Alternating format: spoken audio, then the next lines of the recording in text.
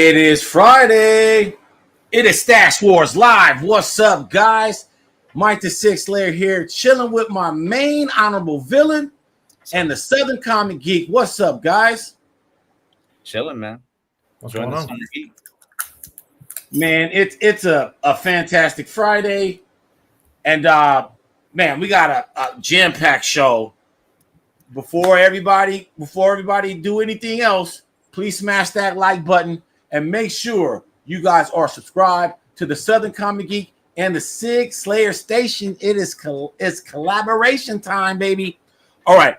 So the main meat and potatoes of the show is we're going to unpack Heroes Con. And for all the people that don't know, I think this is pound for pound the heaviest comic book convention of the year in Charlotte, North Carolina.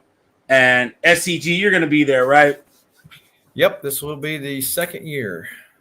Yeah, so we're gonna go over this list, give you guys all the tiers, unpack it like we always do, and just give you the game that we know.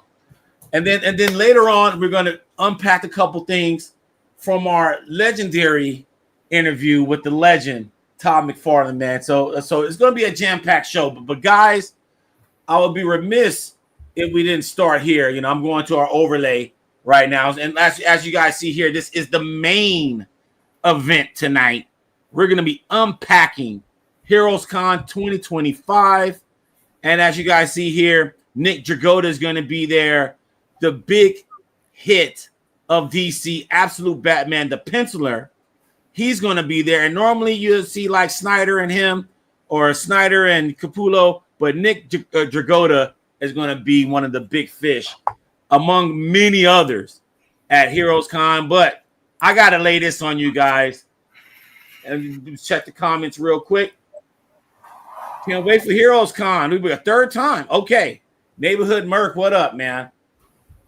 All right, so guys, I just want to get your gut reaction. This is something I just read today, and I just want to get your gut reaction on it. Boom. Batman 161 and 162 is delayed. It's delayed. Okay, so my question, I'm going straight to you, SCG. I got two questions. But the first question is, are you surprised that this is delayed, SCG? Not the least. And why is that? Yep. So not in the least. I mean, it was already reported that prior to the release of it, that they had basically went ahead and penciled and inked several issues to get ahead of the game. Jim Lee's not known, or as are a lot of great artists, not known for meeting those deadlines. He's got a full schedule with his other jobs, so I'm not in the least bit surprised. Mark, you surprised? No, well, same thing that Jason said, that Jim Lee is known to be a bit slower. I also think he's not really prioritizing this book, honestly. I think more he's probably prioritizing the release of Superman, and that's coming up, and they've been doing a really big push for that. So he's probably has stuff like that in the works, and then other stuff. So I don't think this book's really on his priority list. Hush 2 is not on the priority list? No, I don't think what? so. Wow. Okay. I'm not surprised either, guys.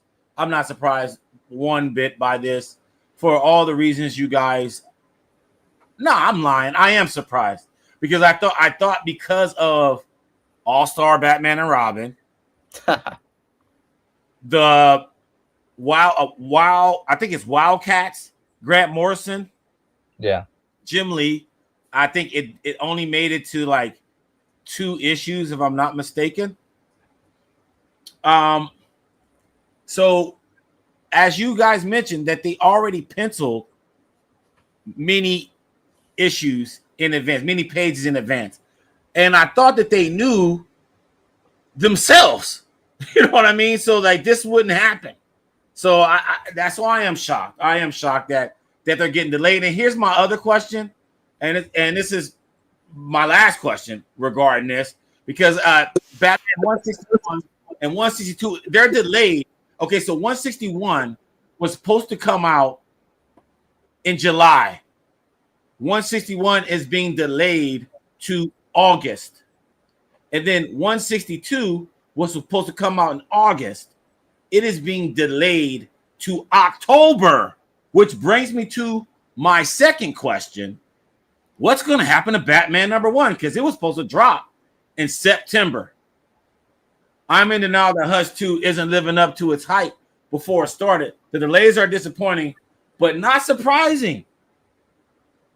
I think we're all on the same page here. Okay, so who wants to answer this question? What's going to happen to Batman #1? Here's a couple options here. Is it A, going to be delayed as well? So it's not going to be released in September. It's going to wait until after Volume 3 ends, which is Hush 2. Or option B, they're going to push forward Batman #1 while there's a pending Volume 3 looming. Which one you think, SCG?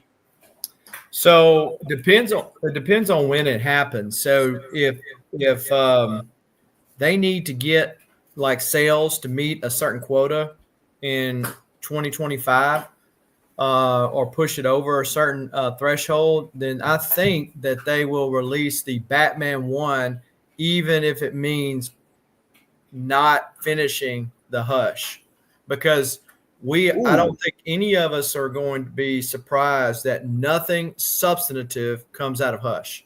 Like no altering things are going to happen with Hush. It's great art. It's a very nostalgic storyline, but I don't think Batman's going to change anything going into Batman 1. So, all right, now I'm shocked by your comment, because I thought that's the reason why they put their ending things with them, to end off in a bang and lead into Batman #1. So, but the 1 is going to sell more than the last issue. So I think that's one of the other reasons why, Jim Lee was worried about the lead up into Hush, which sold a lot of copies, sold a lot of alternate covers, that type of thing.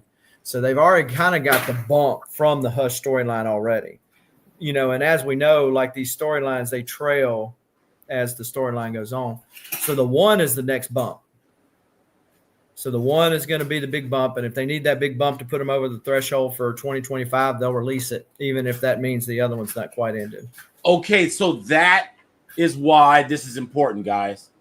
And for the guys, everybody coming in, please smash the like button and subscribe. Jeff Lowe, Jim Lee, Hush 2 is being delayed in the middle of the story. Next month's issue, 161, is going to be delayed to August, and August issue 162 is being delayed to October. And Southern Comic Geek here is in his house. He believes that issue #1 trumps everything because, one, it's a big money grab, right? And Todd McFarlane said on the Six Layers Shameless Plug that renumberings are a scam. Okay, the Todd father said that. Okay, but SCG is 100% right that #1s are a big cash grab, especially towards the end of the year, and that's why I think Absolute Batman did so well for DC, and they just wanted to copy and paste that 2 consecutive years.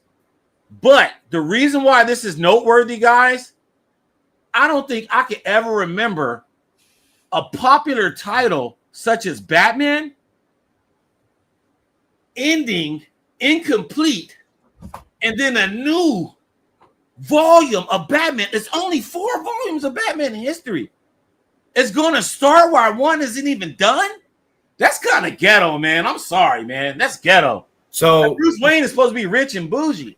Bruce Wayne eats a hamburger with a fork. It's not uncommon, and it's not uncommon for them to change storylines. I think there's been several storylines where like they had this grandiose plan, and then because of deadlines, they go. I mean, you've read stories where you thought, wait a minute, that ended like really weird. I felt like it was going to go on longer. And we've also read stories where they drug it out longer than what they should have because the sales were good. So if the sales are bad or if they're running on a tight deadline, all of a sudden, hey, Joker falls in Batman's lap. Hush is defeated. End of story. And you go, what? What happened here? But what I'm getting hung up on is the renumbering on SCG. Like it's, and here's the other thing. Let me go back to this. 163 is the last issue. Okay. So there's another issue after 162. It's supposed to be 6 issues. 162 is part 5. Okay. So this is crazy. Like I don't think I've ever seen. You got to think about it. Batman is I think last year made up a third of all of DC's revenue, and so this is important. The fact, and then you got the publisher, the head honcho, the dude that you know that if you get in trouble, that's the dude you got to see if you make comics, right? If you're ultra late, right, you got to see him. And he's the guy that's late on the pages in this. And I'm not saying it's on Jim Lee per se, but it's on the team that he's a part of. And this is the end a volume. This was announced in New York Comic-Con, so this was a big announcement. And so that's why I thought SCG that something crazy was going to happen at the end of this once they announced that they were going to be renumbering with Matt Fraction and Jorge Jimenez in September. Right, so I think. Well, let me ask you, Mark. So SCG thinks they're going to push forward with Batman #1 in September. What do you think is going to happen? Are they going to push it back, or are they going to keep it going? I think that's something that's unprecedented, and I don't think they would start now. I don't think they've ever had one volume going and then start another volume while that one's still going. So I think they always that would be ghetto as fuck. I'm sorry. I don't think any would be ghetto. Like as far as comic books are concerned, that's dysfunctional. But think about it now. And I know this sounds sacrilegious for us to say it, but comic books are not their moneymaker. No, it's not. They've said that. So it is so important to DC right now that Superman does well, because if it bombs, a whole lot of heads are going to roll. And so they've got to make sure. So Jim Lee is worried about that. The comic books, you know, we've taken all sorts of abuse over the years. But he wants to make sure that Superman thing rolls right. You know what I say in response to that? What's that? Have no fear. James Gunn is here, man. It's going to be okay. Jim Lee don't got nothing to do with this. Jim Lee need to, if he's gonna do a comics, he need to do the comics, or he should hold James Gunn's beard, okay? But he ain't got nothing to do with this. What, you gonna take around and take some pictures? Man, what he gonna do? You know, cut a ribbon, you know, in the opening night? No, James Gunn got this. James Gunn got this. This is a disaster. This to me, as much as I love Jim Lee, this makes him look bad as an interior artist, because it's like, man, it's only 6 issues, you know, and he could have premeditated this like 2-3 years ago. Used his powers and said, you know what, I'm gonna be the last 6 issues of this volume. Like he has that kind of cachet, but instead you're gonna do that and then drop the ball.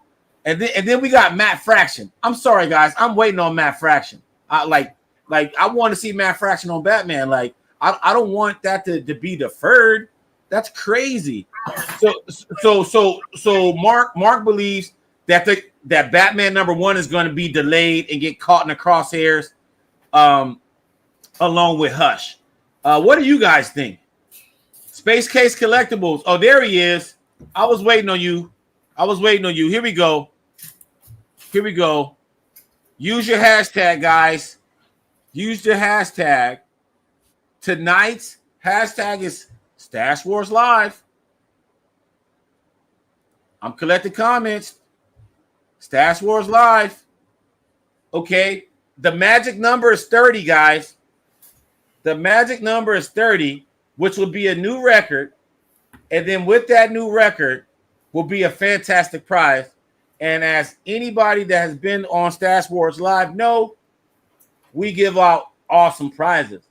So right now we have one entry. We need 29 more to unlock this week's prize. And you know what? Last week I gave away so many prizes. I had to ship them out because I had a baby in the middle of like weeks and crap. So like Stash Wars Live, use your hashtag. Use your hashtag. Okay, guys. All right, so let's put this to bed. I think unfortunately, I think unfortunately Batman #1 is going to get delayed. If they do a simultaneous, if they do a simultaneous concurrent volume release kind of crap, that's gonna look so dysfunctional. It's better to let the creative team hang versus the whole Batman wing hang. And to me, making Matt Fraction and Jorge Jimenez have to still compete with Hush. That to me, well, so the 163 might not exist. It might end at 162. Okay, so they just chop it off short to start one because they're putting out projections. They feel like, hey, Absolute Batman was going to do this, or this Batman's going to do that. So that they say, hey, let's just end it in 162. It might seem a little wonky because they had already planned for another issue. But then that allows one to roll this year, and it allows for the sales that they projected. It could be another unfinished Jim Lee project, Man, no. Already bought part 1 of Hush 2. You already bought that one. That's the one they made the most money on. So that could be another Jim Lee unfinished project. I like SCG scenario where they just ended at 162. And it ends in, but that still delays it to October, and then that means in November maybe Batman #1 comes out. That's a mess. It was set up to be great. Batman #1 comes out on Batman Day in September. Hush ends in the summer. Superman is kicking ass, in the box office. Like, it was supposed to be that great summer, but so to have this kind of, to me, this is a drop ball major, because there was a lot of hype and hoopla around this. I know we talked about it a lot, and for it to be delayed and for it to impact renumbering of Batman, or better yet, I got a better idea. Here's my other option. Why not? Why don't we just cancel the #1 renumbering and just go on and just keep with the volume? I'd rather have that, because now they ruined the momentous occasion with this flop. They ruined it. So anyway, moving along, let's get to the meat and potatoes of everything. I'm having Nick enjoy. Yes, there we go. Now we're. I love that segue, guys, and we're gonna get to the meat and potatoes of the show. Let me switch the. Oh no, we're still on the first one. I'm dumb. Here we go. Or they delayed the renumbering until Batman Day next year. Okay, do something like that. Like I don't mind that, dude. Like I just think that they ruined the whole mystique of it dropping in September with the delays, and now you have one volume ending and one volume beginning. Like, thank you. Stop the renumbering. That's what I'm saying. Rob's Fat Stacks of Comics. The Tallfather said that renumberings, they are a scam. He said it twice. They're a scam. And I agree. All right, so let's get into this heroes, guys. Okay, tell us in the chat. We already got someone that talked about Nick Dragotta, and that's why I'm glad that's why we put him in the thumbnail, because Nick Dragotta is really booming right now with the Absolute Batman stuff. And so let's dive into heroes real quick. There's a lot of guests.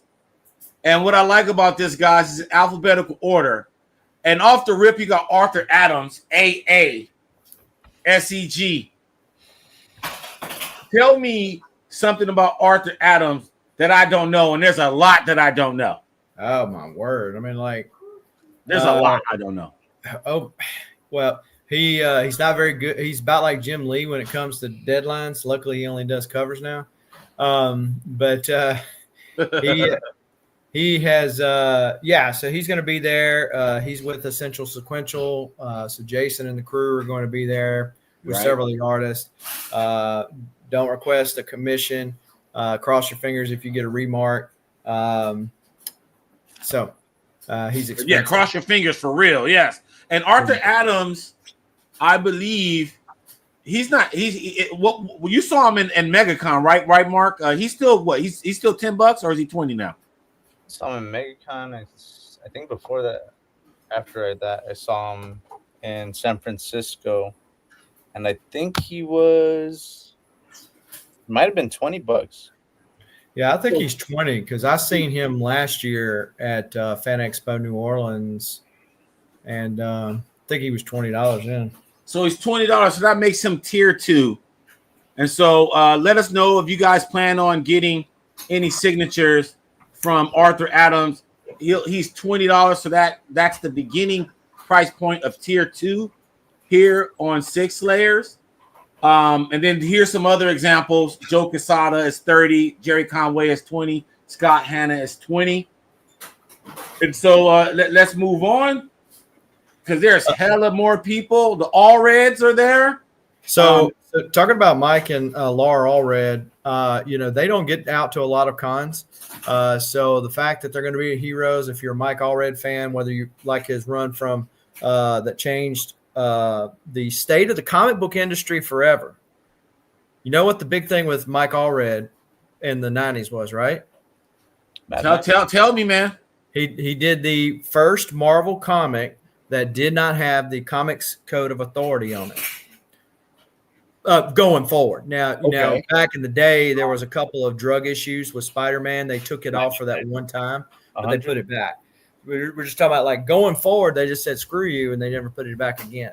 Now, Rob's Fat Stack of Comics is in here. So this is a great segue talking about Heroes Con also, because he's one of the 3 people that heads up the Comics Curing Cancer charity that, goes throughout the YouTube comic community.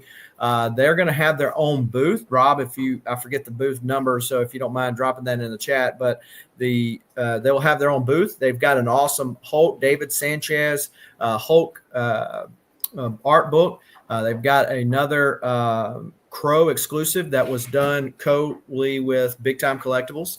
And so they're going to be there at Heroes Con.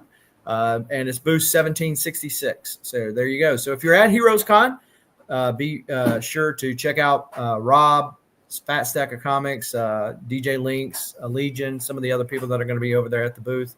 And check them out. Burnt Dice, All Reds, Silver Surfer. Obviously, that's a big one that they're known for as well. Going back to the Mike and Laura Allred, but Bob Allman, as it says there, Inkwell. Right.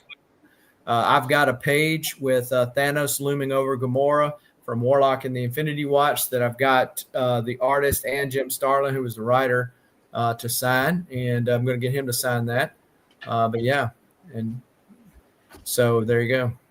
Word. Okay, so all right, so the name that's jumping out at me right now after I saw the All Reds is my man Daryl Banks, man. Oh yeah, Daryl Banks, the professor, man.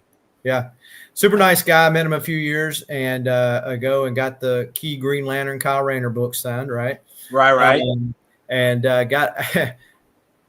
funny story.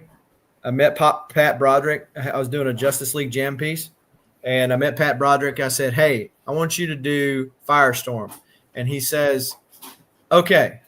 And so I leave. I come back. He's done Green Lantern, and I was like, "But wait a minute! I thought we agreed that you were going to do Firestorm." And he said, "Well, I didn't feel like doing Firestorm, so I just did Green Lantern." So, because in my mind, I was going to have Daryl Banks because I knew he was already looking ahead at cons I was going to be at that year. I said I'm going to get Daryl Banks to do me a Green Lantern. So he did me a Plastic Man. So he did a solid Plastic Man too. So, man, Daryl Banks, shameless plug. We interviewed Daryl Banks earlier this year. One of my favorite guys. I finally met him out in Memphis at the Memphis show, and I finally got a Kyle Rayner sketch for him. So I was really, really happy about that. John Beatty, I've been trying to hunt this dude down because I got a bunch of Kelly Joneses. Yeah. The Batman era, from after the Nightfall era, and when Batman went horror for a little bit in the 90s. Yeah. John Beatty, if you guys are trying to get SIGs from him, he is still $10. Why is my overlays not working? Yeah, he's $10. There we go. Where's that one? Anyway, it's not showing my other one. Or is it slow? John Beatty. Yeah, but John Beatty's $10.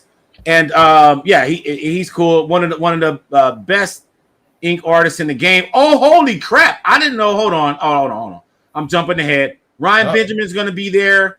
Does any of you guys have any art from Ryan Benjamin? No, not yet. No. I love those covers that he did for he did the Suicide Squad covers, right, for the new 52. Yeah, he did that. A lot of the image stuff back. A lot of image stuff. Mm-hmm. He did some Batman Beyond stuff. He did a lot of things. But yeah, he's gonna be there. But he also does a pro boot camp with Alex Sinclair and Will Portacio. Yeah. So that's really cool. That's why I just wanted to give Ryan Benjamin a shout out. Jerry Bingham, the son of the demon. Now I'm about to rage hate right now. He's the main artist. SCG's going to be there. He's going to see Jerry Bingham. He has a chance to see Jerry Bingham, and I can't. So I'm kind of. And that would be a good one to get signed if you're a Damien fan, anyway. I guess that's what I'm saying, man. That's what I'm saying. Okay.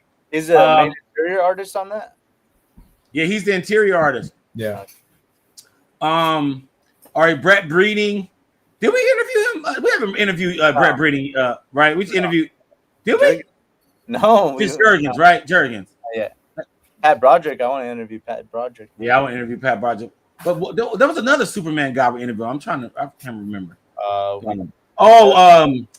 New Mutants. With New Mutants. What's his name? Bob McLeod.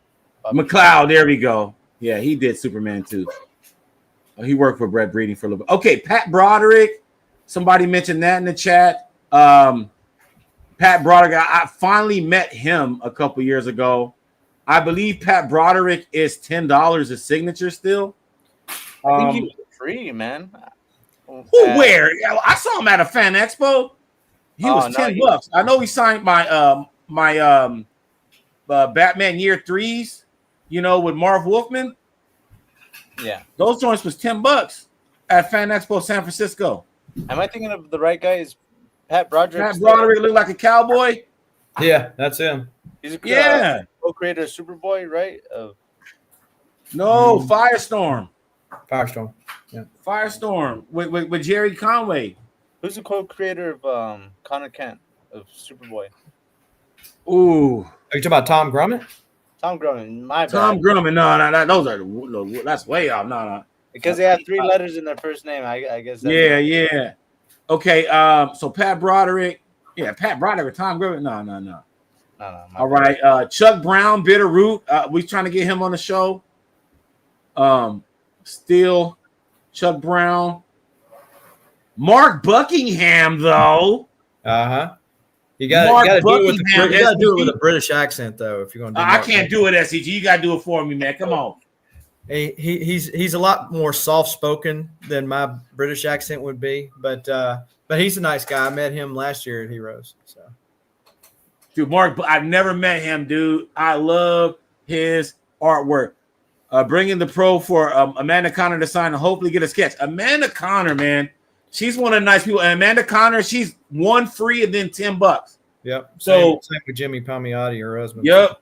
And then they're doing God's work, man. Like doing one free because you got more than one Amanda Connor book, right? You got way more Jimmy Palmiotti books to get signed. Hey, I tell you who's got more than one Amanda Connor book because he's such a big Harley fan, and that's Tony, the Signature King.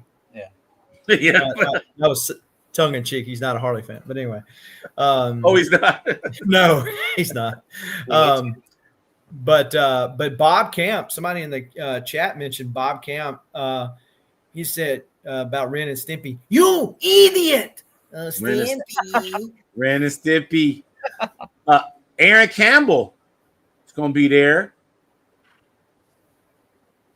Yep. So Catskill Comics will be there. Of course, he was representing Brett Breeding and Ron Friends. Pat Olaf. Okay. He was. What's her name? Ramona Fraden. He was Ramona Fraden's art rep before she died, so he'll probably have some Ramona Fraden artwork with him too. Now I'm looking at Keith Champagne right now, and I'm just wondering if he still has any Doug Mankey Green Lantern pages left. Check it out. Check him out, man, because he did New 52 Green Lantern, Jeff Johns with Doug, and just before that. So that last story arc with Krona and all of that stuff. So he did a couple. He did some juicy stuff. Some of the Black Hand in the the reboot of New 52. So yeah, man, I haven't asked him. I saw him in Baltimore last year, and I gave him a whole Cheez-It box. And yeah, it was cool. He even signed it, man. It was fun. So Rob's mentioning that he had got his Doom 2099s because Pat Broderick did that book back in the day. But he's getting Jimmy signed his Punisher 2099. Notice the theme. He is a 2099 guy, especially Spidey. Unfortunately, you're not going to be able to keep that theme, Rob, because as you know, I think Rick Leonardi canceled. So. Oh, he did? Yeah. So. Okay, Jerry Conway is in the building, guys. Now, all right, let me know. East Coast heads, South heads. When the last time I saw Jerry Conway? A couple of years ago. What con? I was at a con, and there was nobody at his table. And so I'm talking about Punisher, obviously, the big one. And then also I got him to sign my first Furry Beast. Yeah. There. Yeah. Rob is already ahead of the game and got him to do a commission last year. Be sure to use your hashtag #StashWarsLive. Hashtag #StashWarsLive. Magic numbers 30, guys. We're giving away a prize. If we hit 30, that'll be a record, and we'll give out something good. So please, we got 13 people in the chat right now. Smash the like button, subscribe to the 6th Layer Station and Southern Comic Geek, and put in your hashtag #StashWarsLive. Dr. Doom's fan club's going to be there. Station, what's up? He'll be there as well at the Heroes. So, so going back to the list, Dennis Cowan. Yes, sir. Not Deathstroke. Dang it. Deathlock. I'll get it out in a minute. Deathlock. And, of course, The Question. Yeah. Heroes for Hire, Power Man and Iron Fist from back in the day. All the Milestone books, obviously. So, yeah. You getting anything? You got anything from Dennis Cowan? No, I've already got everything. Everything. So I got him to do me a sketch. Funny thing, I gave him. Did you see him at Memphis when he was in Memphis a couple years ago? No. So his sister was with him at the table. I've actually still got her phone number. So his sister saw me get a Deathlock 1 signed by him. And she said, "Where'd you find that at?" I said, "Well, over there in these bins."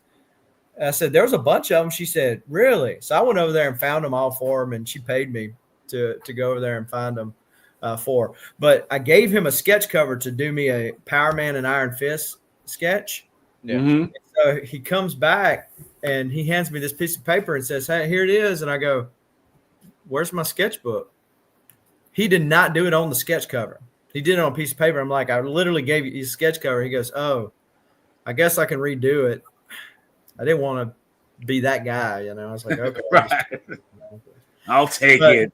But he's a real cool guy. He was at OAX, real chill, does some great stuff. So now, okay, this guy. Oh, you have somebody? This Aranga dude. Yeah, like, right. I saw him. I saw some work. I think I saw him on what's that? The CAF channel. Sure. Mm-hmm. Yeah, I think just before OAX, and he was like showing like examples of like what he was going to be bringing or what you could possibly commission from him. Yeah, and he did some X-Men stuff like with the women of X-Men. I was like, oh, so this dude gets it. So Ranga's a super cool guy. He's a big X-Men fan. The two pieces that I have from him are X-Men related. And he is a Southern guy. He's based, well, he is now anyway, but he lives in Birmingham. Oh, really? Yeah. Yeah. So, and then Shane Davis, I don't know if he has any Rage of the Red Lanterns. Yeah, he probably done sold all that stuff. But yeah, I mean, he probably sold all that. He's got all his indie stuff that he does now, but yeah, a lot of Green Lantern stuff from back in the day. Mike DiCarlo, you mentioned earlier. Mike DiCarlo, yep. Tom DeFalco, he's still doing stuff, huh? Well, he's making the circuit now. You know, he obviously more known for being an editor at Marvel than he was a writer, but he did have a couple of runs. I've actually got a Fantastic Four page where Reed fights his evil doppelganger. If you remember the Infinity War crossover, he wrote that, and so I'm going to get him to sign that there. Man, then I see Dave Dorman's going to be there. Yep, just got a book in for Dave Dorman to sign myself. He was actually taking commissions. If anybody's interested, he might still be doing so because still a week out. Best known for his Star Wars stuff, I would think, but he's done a lot of painted covers. And then the man on our thumbnail, Nick Dragotta, Absolute Batman. He's really popular for that now. But what was Nick Dragotta doing before that? East of West. East of West, yeah. And he was doing digital, so they talked him into going back traditional, and he is loving that story, right? Because you think about just the first 2 issues that Felix sold off his website for him. He's like, man, I'm loving this. Now, it takes longer, he said, but obviously it's more financially rewarding for him to do it traditional. Was it Felix that convinced him? I will say that. Was it Felix that convinced him, or was it DC? According to him, I thought he said Felix had convinced Felix, man. DC don't care. DC wants it digital so they can get it quicker. Felix is the art guy, right? Yeah. So yeah. Okay, so I see. Okay, David Finch. Yeah, man. Yeah, and David's super nice guy. Unfortunately, his wife don't get out with him like she used to. But yeah, he ended up canceling. I think Phoenix was it Fan Fusion that they had last week? Or, yep. So that he canceled that. He had something going on at his ranch, and so he will supposed to be making it to this one. So that'd be good. And then I don't know. It says first Hero Con's appearance, Danny Fingeroth, Spider-Man, Darkhawk. What? All you had to say was Darkhawk. That's it, right? He's the co-creator of Darkhawk, and so that's what I'm getting him to sign is my early Darkhawks. That's not something you want to say 3 times fast because people can read. Exactly. But yeah, so he was one of those like, oh yeah, because there's always those couple at cons like this. Like if I don't get any other one, I gotta get that one because they just don't show up at cons you're at, right? Some of these guys, not that you want to take them for granted, but I mean it's like you see them every time you go somewhere, right? Yeah. Yes, hit the like button. SCG 6-layer station. Hit the like button, y'all. Smash the like button. Subscribe to both of our channels. And use your hashtag too, guys. We will give away dope prizes, especially if you like art or signatures. All right, so moving along here. Trish Forrester, Stray Dogs, Feral. Yep. Been known for. But she's been doing a lot of work for Dynamite with the Darkwing Duck stuff too. But yeah, so she'll be there. Dan Fraga did a lot of stuff with Image back in the day. He's not really done much since then. Don't back his Kickstarter if you ever want to get your monies back. Ron Friends.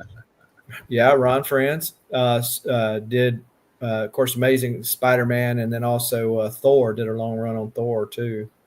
And he did 252, right? The first symbiote issue. Yes.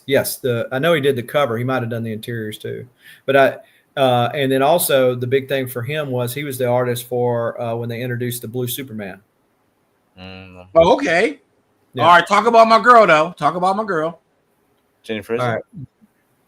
Okay. Yeah. So Jenny will be there. She will probably be on the outside aisle. It shows the number there, but this is where she was last year because they have Heroes Con so well laid out that they know who's going to be the big draws. They put them on the end aisle, so they're not balking everybody else and taking away from the smaller tier artists.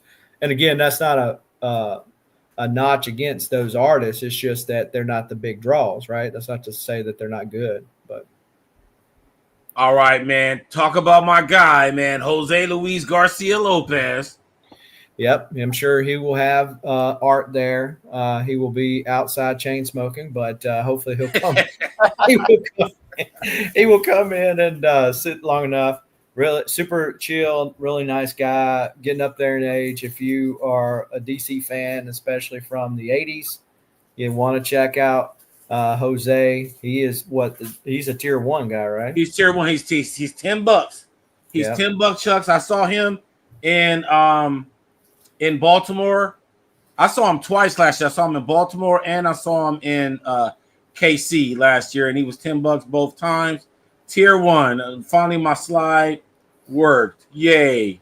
So Tino, to answer your question, Marvin Wynn's in the chat. Marvin's going to be there actually at Heroes Con as well. So Tino, Roy Thomas has done it. He is free, and he asked for a donation to the Heroes Initiative. Love it. So that's the way he's been traditionally in the past. Kerry Gamble, it mentions Power Man and Iron Fist, but best thing probably is inking Action Comics over Butch Geist during the reign and death of Superman. Okay. He was he was at Dallas Fan Expo a couple weeks ago, but he got there late. I was supposed to get him to work on a jam piece for me. So maybe I can make that happen here. We'll see. Oh, I can't believe Gary Gianni's going to be there. He did. Yeah, but he did Batman Black and White Book 4, and I want to get that signed. Oh, that hurts. And he rarely shows up to places. Hey, send something to my hotel, and I'll get it signed for you. Man, I got it. I got you. Oh my God, that's crazy. Okay, Jonathan Galapian. I'm this year. I'm sincerely thinking about getting some sort of comic book sketch. Okay. From him, because I have like a couple of those Batman New 52 Zero blanks. And he did that book, so I was thinking because I see him around a lot, at shows, and he's with Comic Sketch Art, and so I'm thinking about maybe I don't think he's too expensive, maybe a few $100 maybe for something cool, and he does a good job, man. All of the sketches that I've seen on the blanks have always been cool, so I really dug those. And then all right, so back to this.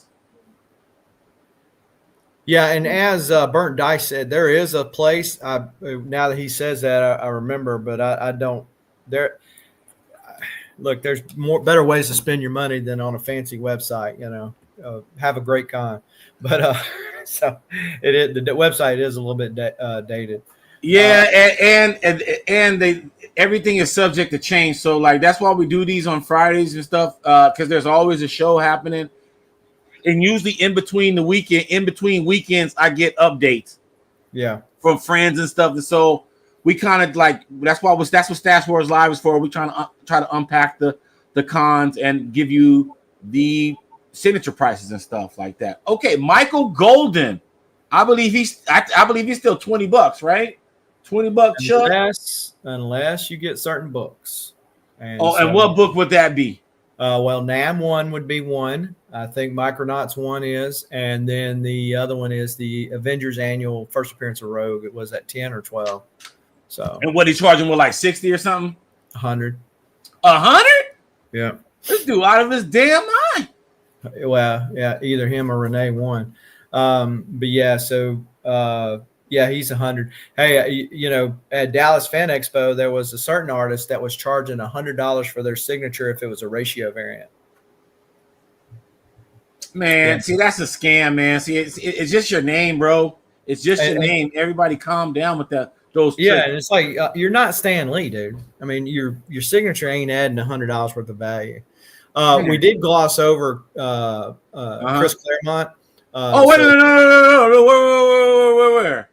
We did? I didn't see his name. Well, we skipped past Claremont and went to Conway. I think's when it happened. I'm dumb. But Chris Claremont will be one of the longer lines there.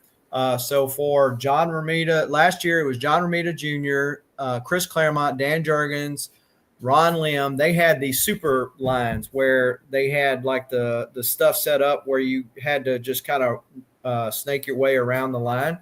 And Claremont likes to talk. He was $20. Yep. That's why I put this up. Yep. I think it's a little bit more if you want it verified. And so the other thing, talking about verifications, CGC will be grading there on site. You can drop your book off and pick it up by Sunday. So there is that. Really? Yeah. Yeah, definitely use your hashtag Stash Wars Live, guys. The magic number is 30. We can do it.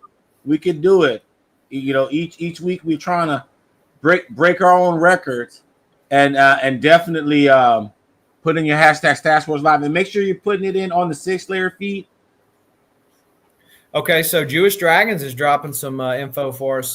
Claremont is allowing up to 20 books, signed at one time, $15 raw and 30 witness. Now, sign at one time makes perfect sense, right? Because you're like, okay, I know you might be a super huge fan. That's fair. But the guy that's behind you with one book, do him a solid and let him go ahead of you if you got 20 books, especially if they're the same issue. I think I told you that, Mike, right? That some guy did his whole run, and he is getting his whole run of X-Men signed by Claremont, and I was right behind him. And I only had like 2 books, or I had 1 book, and he didn't have the decency to be like, okay, here, go ahead. You only got 1 book. Yeah.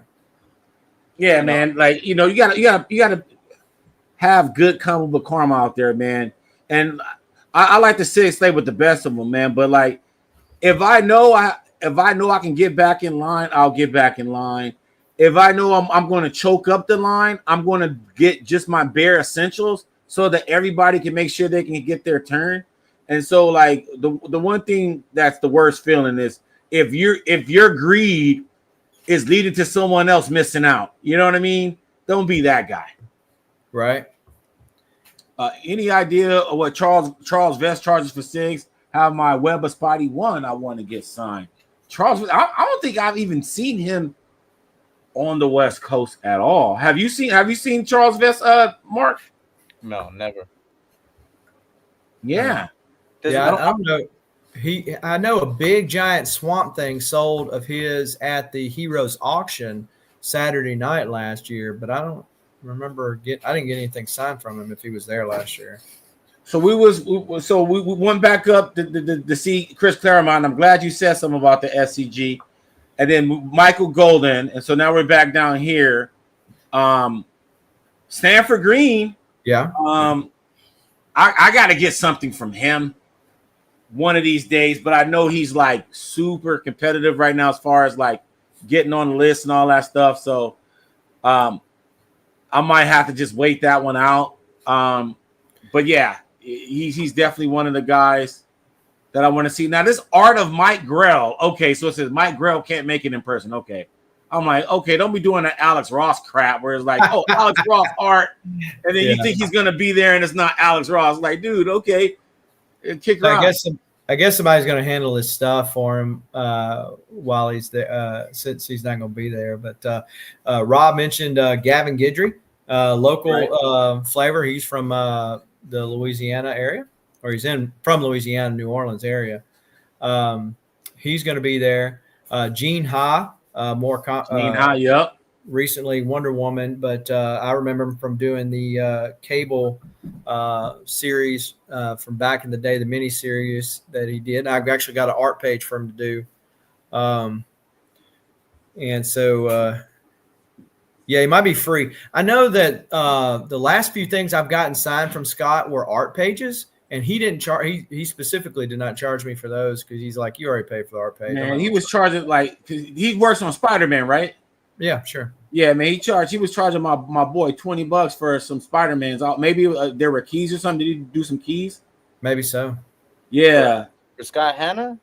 Yeah, bro. Like, I was like, what? That's I put him on that graphic as a low-key kind of diss. It's like, what? Like, come on, dude. $20? No. With all due respect. Klaus Janson, I'm going to try to have him ink a JR sketch. Burnt dice with the player moves. Okay. You know, he's over here, orchestrating and stuff. Okay. I like that. Klaus on some JR. Klaus makes perfect sense. The best. Yeah, it does. Okay, I want to get back to this. He never paid for Scott Hanna. But I want to go back to something Signature King said here. No, where is it at? Here, guy at C2E2 in front of me had a whole short box for Jenny Friesen. I was not thrilled. Oh man. Okay, so you said Gene Ha. Yeah, Gene Ha is cool. I think he's, if I'm not mistaken, he did do Heroes Initiative, but I think he's full on common sketch art now. Okay. Yeah, I think he's tier 1, Gene Ha at common sketch art. Mike, so we said Scott Hanna, and so hopefully he's free, guys. Hopefully he's free. Chad Harden, I want to meet. That's cool. That Chad Harden and Amanda Connor. Yeah, that's cool. And Jimmy, they're not together at all the shows. Hey, did you notice that when we started talking about Harley Quinn, that Tony shows up in the chat? I did, right? It's like he's like a magnet to Harley. Yeah, for sure. Dude, it's like I think it's what Harley did. Then it's Shazam, I think. For sure. It's a distant second. Shazam's a distant second. Okay, so Klaus Janson. I saw him. I believe he was $10. Because I got the Dark Knight Returns signed. I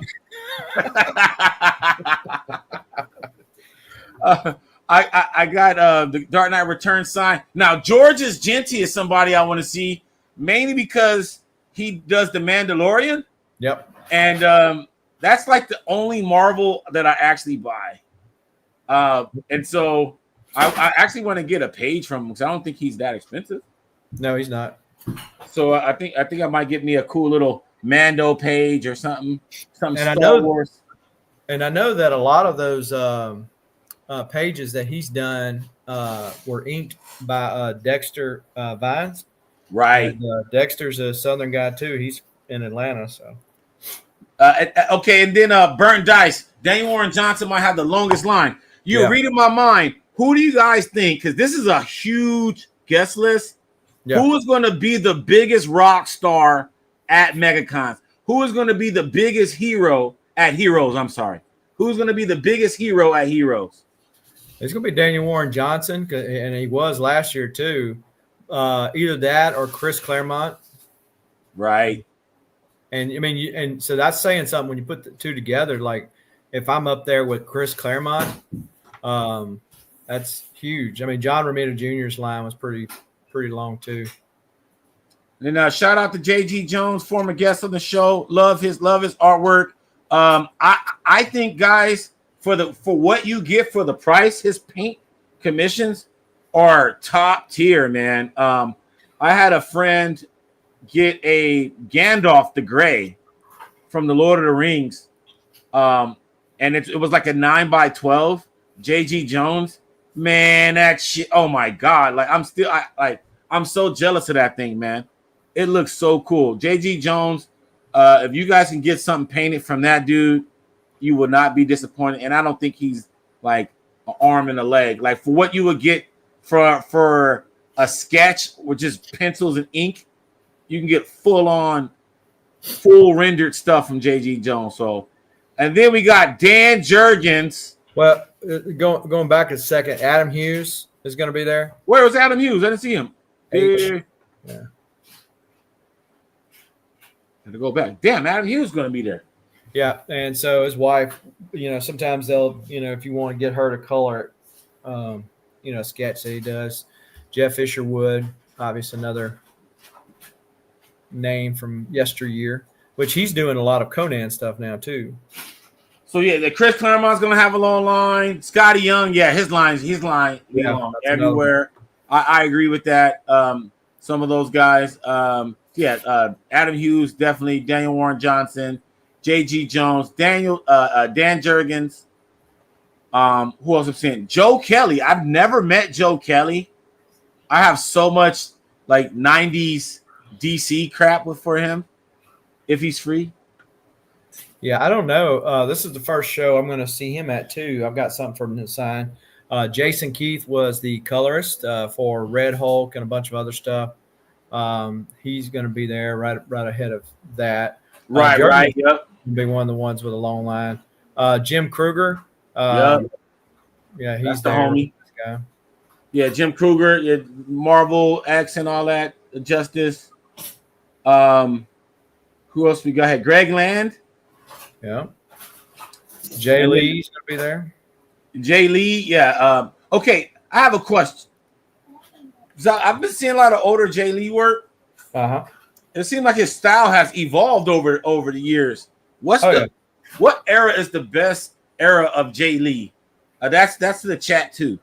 What's the best era of Jay Lee?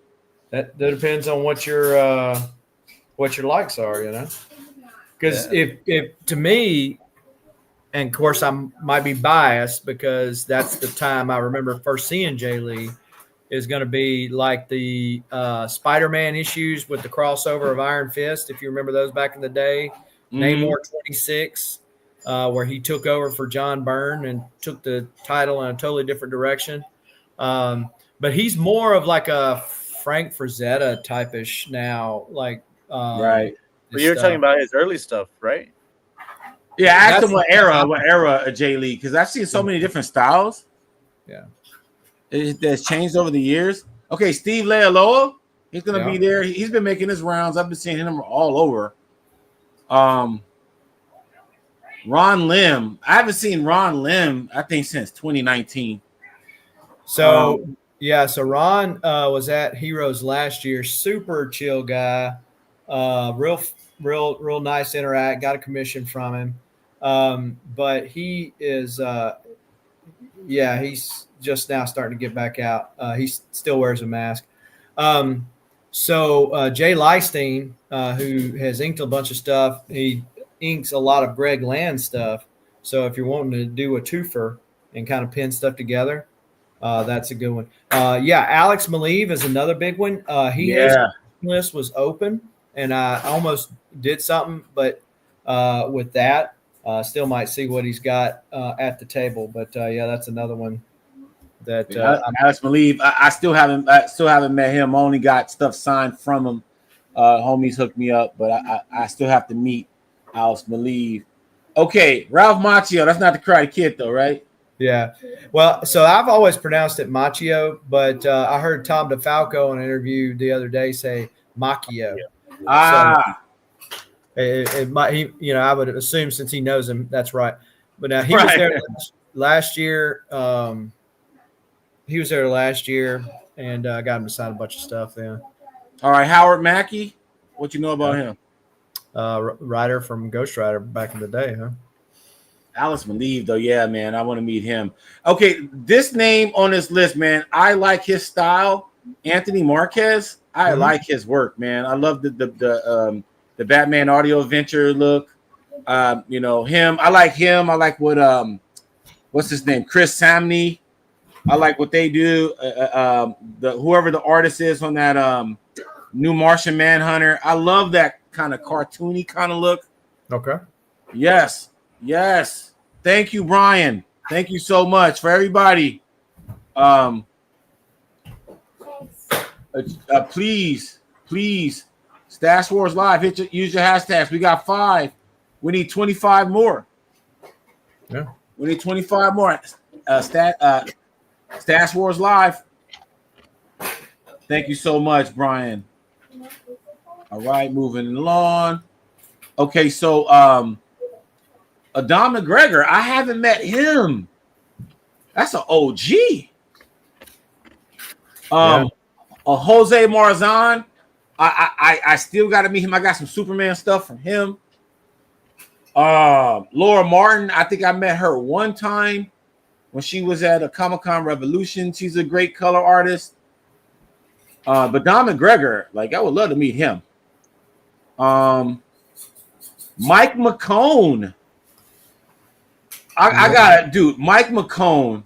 I gotta get Green Lantern. This will be my 3rd Green Lantern 26 signed again, because it keeps getting bastardized. They keep getting smudged, dude.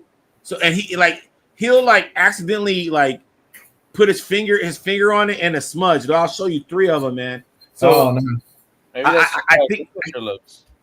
I think it's going to be in Memphis this year, if I'm not mistaken. He is. He's on the list. Mackie also has some pretty long runs on Amazing Spider-Man, Spectacular, and X Factor. Thanks for the knowledge. Jewish Dragons is in his house. And then we got, so Al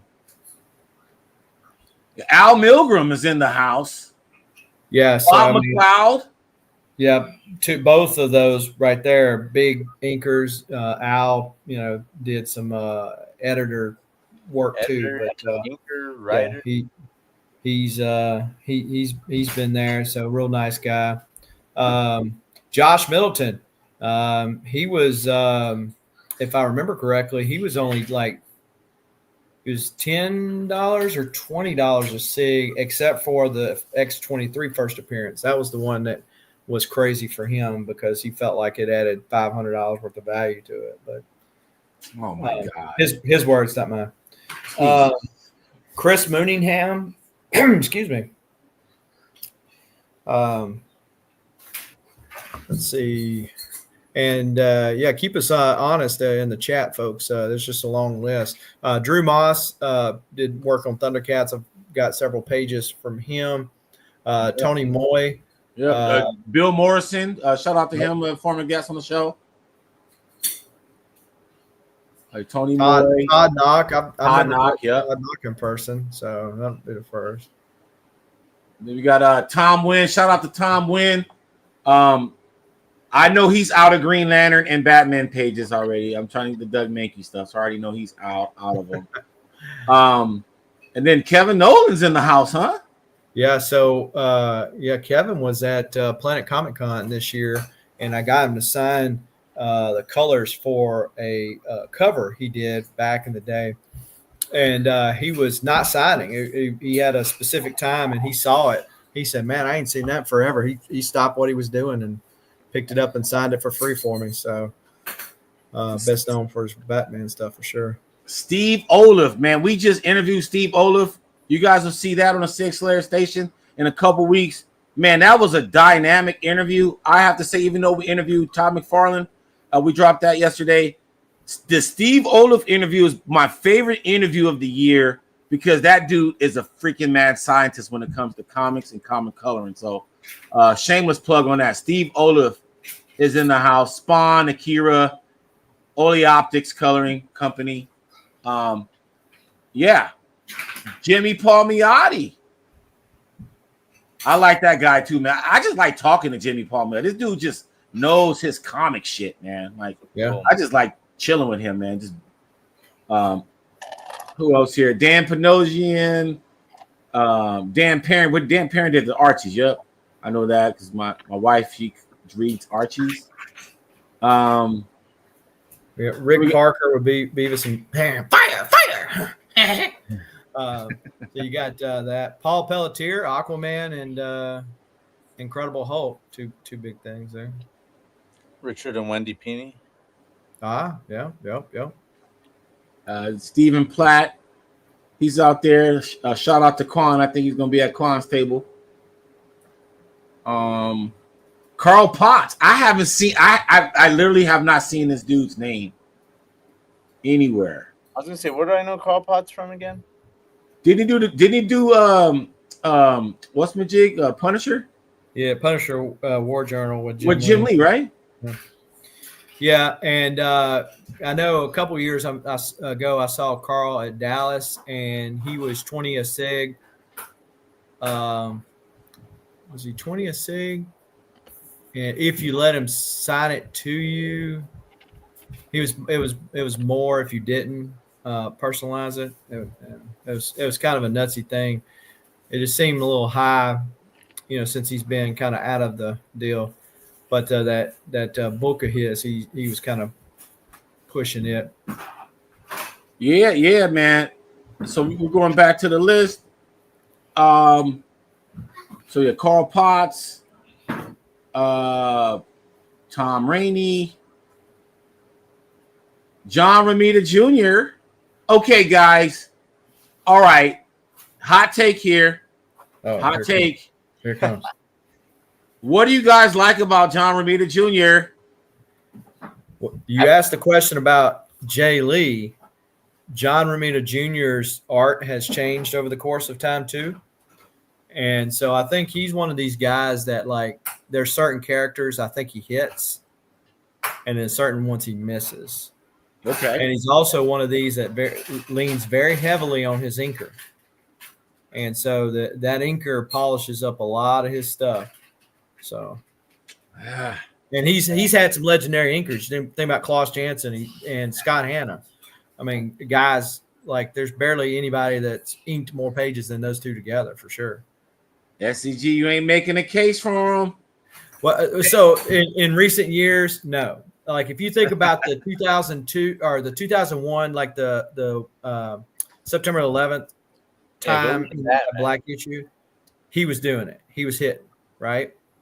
But, he was kind of hit or miss for me on that Batman Tom King era. Superman, he was missing all the way on that. But like his stuff from back in the day with X-Men, like actually I liked his second run of X-Men better. But again, he had a different inker for that. So did you like his Avengers Bendis run?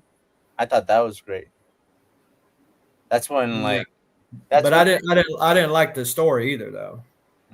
But I liked all the stuff with the Hood, but I still have a poster of Spider-Man in the rain and everything. John Romita is like one of the guys that have mastered like doing the rain. Like, his Kick-Ass stuff is still great, man. I love the Kick-Ass story. I think Kick-Ass is probably my favorite. It's probably my favorite version of him.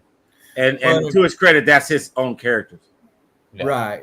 And him and Mark Miller, right? Right.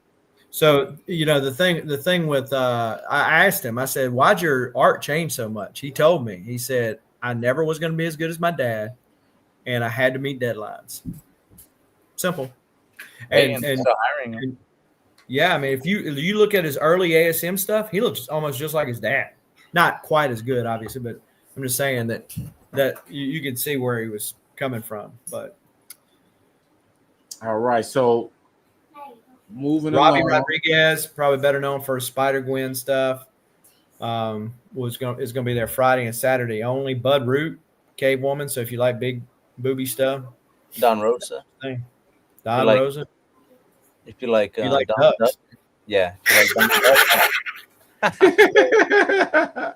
Yeah. So Don Rosa, do not call it DuckTales, folks. I'm just saying, it's not DuckTales. But he's a fun guy. And there is actually a great video on YouTube. You can Google it up. A guy did a kind of a backstory about Don Rosa. It's a really interesting story. Matt, Joe Rubenstein. I'm sorry, go ahead. the YouTuber Matt, right? Matt with 4 Yep, teeth. yep, that's it. Mm-hmm. Yeah, he did a really good video on that. But yeah, Joe Rubenstein gets all over the place.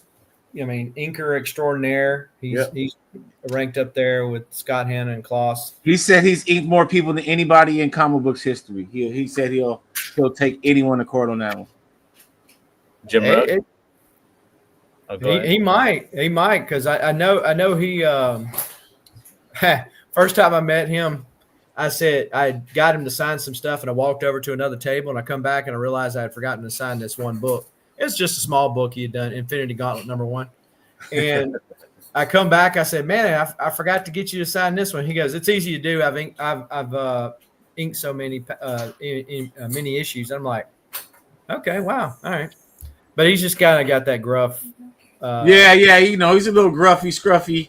Yeah, totally. But he tries to be funny. Yeah, he it don't land sometimes. I get it. Right. But the commission I got from Ron Lim last year of Thanos staring down Captain America, I got inked. I got it was only penciled by Ron. I left it with him at the show, and he took it home and inked it and mailed it to me. So, that's awesome. So I've got a Ron Lim pencil Silver Surfer that I won at an auction. I'm going to probably take it and leave it with him to ink that one too. But yeah, Jim Rugg, the Hulk Grand Design. Another YouTuber. Yep. Alex Saviak, if you like the Spider-Man, sorry, the Web of Spider-Man stuff. Tim Seeley. He's doing a lot of stuff. Local man with Tony Fleeks. Also, he did a lot of Nightwing and stuff. And Revival. They're making a TV show of it. Revival. For who? Yeah, it's Netflix or Hulu. One of them's coming out with the Revival series. Jenny Frizen did the covers on that. I don't know if she's part owner in that or not, but Tim Seeley, also Money Shot, which is kind of an adult book, but he did that as well. All right, I'm seeing Jim Shooter, guys. My eyes went straight there. All right. So Scott Shaw, Sonic the Hedgehog, and a lot of Hanna-Barbera stuff. This Mr. Moneybags that you see on my wall back here is actually a Scott Shaw. What? Yeah, this one right here is actually a Scott Shaw. Oh, really? Oh, okay, the Monopoly guy. Yeah. So I got Scott Shaw to do that on a live show one night. But yeah, Jim Shooter, guys, he's getting older. That's my point. I didn't realize that was Tim Seeley's brother. Look at that. Yeah, that's Tim Seeley's brother. Yep. Exactly. Okay, I didn't know that. Huh. Yep. They're married. So Signature King, since you're dripped in obviously her background and stuff like that, I want to know, does she use herself as the model when she draws naked? Inquiring minds want to know. That's funny. But okay, so we got now this is crazy. Okay, Brad Simpson is going to be here.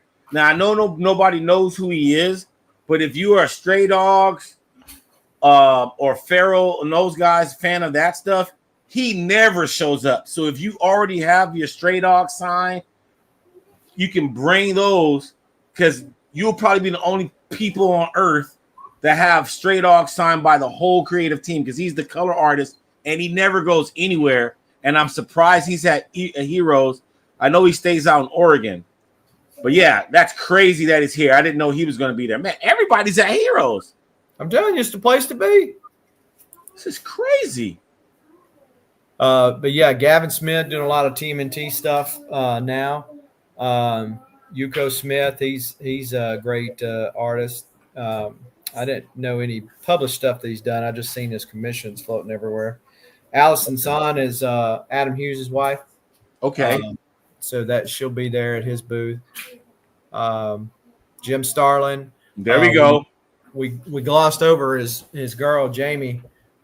She's there too. Jamie Jameson. Yeah. And so she'll be there too. And if you get his Dreadstar book, they can both sign it, or he can sign his own stuff too. Joe Staten.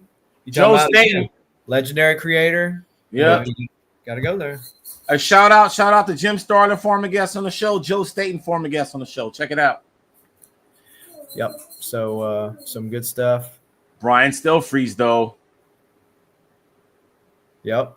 And so I've been noticing. I don't know if he's like, dusting some stuff off some boxes in his house or something, but they've been coming up with some covers lately. Jason has been coming up with some covers from back in the day that Brian did. What? Yeah. Like even that. There was a Nightfall cover that came out of the woodworks. I think it quickly sold, but where Azrael, Asbat is on the front cover that he done for, was it Legends of the Dark Knight title? Oh, yep, exactly. Yep. Back in the 90s. Yep. Yeah, I saw he had some prelim stuff. I almost pulled the trigger on when he had a table at Baltimore last year. And I left and came back, and that joint was gone. Oh yeah, I'm sure. He did a huge painting for the Heroes the auction Saturday night, and I know the guy that bought it, but yeah, really cool guy. I need to get something from him too. Roy Thomas, obviously legendary creator. I mean, you would think Thomas. He's created so much stuff that he wouldn't have to take credit for somebody else's creation, but that's another story. Roy Thomas is going to be there, right? Chris Goldwar. Dude, Roy Thomas is going to be there. Why you got to take credit for something else? Like, let somebody else have a little, change, But whatever. What do you know Roy Thomas from, Mike? Well, he's just a legend, man. He's done a lot of stuff with Kirby, right? He's a writer, right? He did a lot of stuff after Kirby kind of left Marvel, right? Like that was kind of the thing that drove Kirby away, because Stan Lee put him in as editor-in-chief instead of like giving it to Kirby or something, like Kirby had beef with him. He's the character in Mr. Miracle when there's Funky Flashman who looks like Stan Lee back in the day. And then he has his sidekick, Roy Tom. So that's a caricature of Roy Thomas. So Kirby had beef with them. Yeah. So Roy was like just a young buck, wet behind the ears, and so that's why he's one of the old heads and still yet alive. But yeah, he the prelim sketch for Wolverine that was done, he horribly put his signature almost front and center on that thing, and of course he took credit for co-creating Wolverine. Like he's not even an artist though, right? No, You ever seen his art? You can tell he's not an artist, but yeah, that's funny. That's bad. So Chris Umingo will be there. He's done some, kitty type stuff. Let's see. Who else? You mentioned Dexter Vines? Oh, who you said? Charles Vest? Yeah, Charles Vest. Dexter Vines, you mentioned about that, and the Mandalorian's what it mentions on there. And he worked a lot with it's probably all gone, but he worked a lot with Ed McGuinness back in the day, Superman, Batman, Public Enemies, man. He did. Ed McGuinness and Dexter Vines, yeah. And go ahead. In the early 2000s. So Dexter was also one of the inkers during Civil War. And McNiven, there you go. Yep. So Dexter Vines, okay. Who else we got here? Lee Weeks. Lee Weeks, yeah. I mean, now, I just saw Lee Weeks last year at Baltimore, and I believe Lee Weeks is still $10. I think he's with Essential Sequential. Yes, he is. Yeah, if I'm not mistaken. Yeah, I think he's with Essential Sequential. So yeah, okay. So what else we got here? Is that Lee Weeks? Well, talking about that, last year he was not over there with Jason and the rest of the crew. He had his own little place, and I actually bought a page there from him, and it was cheaper than the stuff that Jason was selling of his. And so, yep. Just saying, check out the artist first, folks. That's where you always. I 100% agree with that, dude. And then, shout out to Stephanie Williams, writer for Nubia and Amazon. She's going to be on the show soon. We just interviewed her a couple days ago, so be on the lookout for that. Maria Wolf in the house. We're going to see her in San Diego. I still think she's one of the dope up and coming artists right now, especially cover artists. But she does a lot of cool, very super rich rendered sketches. Her con sketches are cool, man. You seen mine, right? Yeah, yours is dope, and just if you just go to her table and look at her portfolio too, man, it's insane. Yep, see, you got Jewish Dragons right here, over here validating. I love it. Yeah, Lee Weeks. Yeah, man, like I wish I could get some art from him, but it's a little bit out of my range. Stephanie Williams, I said, Maria Wolf. Scotty Young. Yep, that'll be one of the big ones. Drew Zucker from Canto. For Canto, yep. Christy Uminga and her husband is probably going to be there too. But anyway, Christy did those. Remember those kitty Spider-Man? I mean, not Spider-Man. Superman, Batman Halloween covers, and then the Christmas covers that DC did. They were like this little circle portrait last year. Yeah, I remember that. Yeah, she done those. Yeah, they get around a lot. I think I saw them both in Mega earlier this year. I think they've been in quite a few shows. Yeah, I think they were even in either New Orleans or Dallas. One of those. They were in Dallas. I know because that's where I saw her at last, and then they were at OAX in January. So, boom. So all right, so we're Heroes Con. Okay, the names. Let us know in the chat your top 3 names that we went over from Heroes Con, from the Heroes Con guest list. What are top 3 names that you guys are really eyeballing at Heroes Con? Ooh, I got a bunch of Claremont stuff, but I don't know if I want to stand in line that long because I've already got a bunch of stuff signed by him. Danny Fingeroth with the Dark Hall. The other ones that I'm excited about. Those are the ones that come to my mind. What about you, Mark? For sure, I would want to go see Ron Friends, but I want to go see Ron Friends. Should Ron Friends get credit for being like one of the creators of the black suit, since it was done by I forgot the fan's name, but like since the fan had that initial design? Well, so the fan had the initial design, and a fan had initial design of the Wolverine too. Really? That's in Foom 2. Foom 2 is Wolverine's first appearance, y'all. You heard it first here. But yeah, so and it shows the character regenerating in Foom 2. And so he never got credit. Now, to Jim Shooter's credit, when the black suit happened, they sent the kid, the guy was just a kid at the time, like, I don't know, $2,000, whatever it was. Yeah. They sent him some little money. You don't get like reoccurring themes or anything. But no, Todd gets a little credit for the black suit. Who was the other Michelini? Michelini, yeah, gets credit for that. I'm sure Roy Thomas would take credit for that one too. So who'd you say again, Mark? Who were your 3? So that one's Tom DeFalco. I'm always excited to see Daniel Warren Johnson. He was here at Golden Apple, and I missed him that time. And then who else? Maybe the Peonies. Can I put those as one? I've Yeah. always That's one. They'll probably be at the same table. Yeah, they I've will. always wanted to meet them, but never see them on the West Coast. So Ooh, me. I put Nick Dragota there for a reason.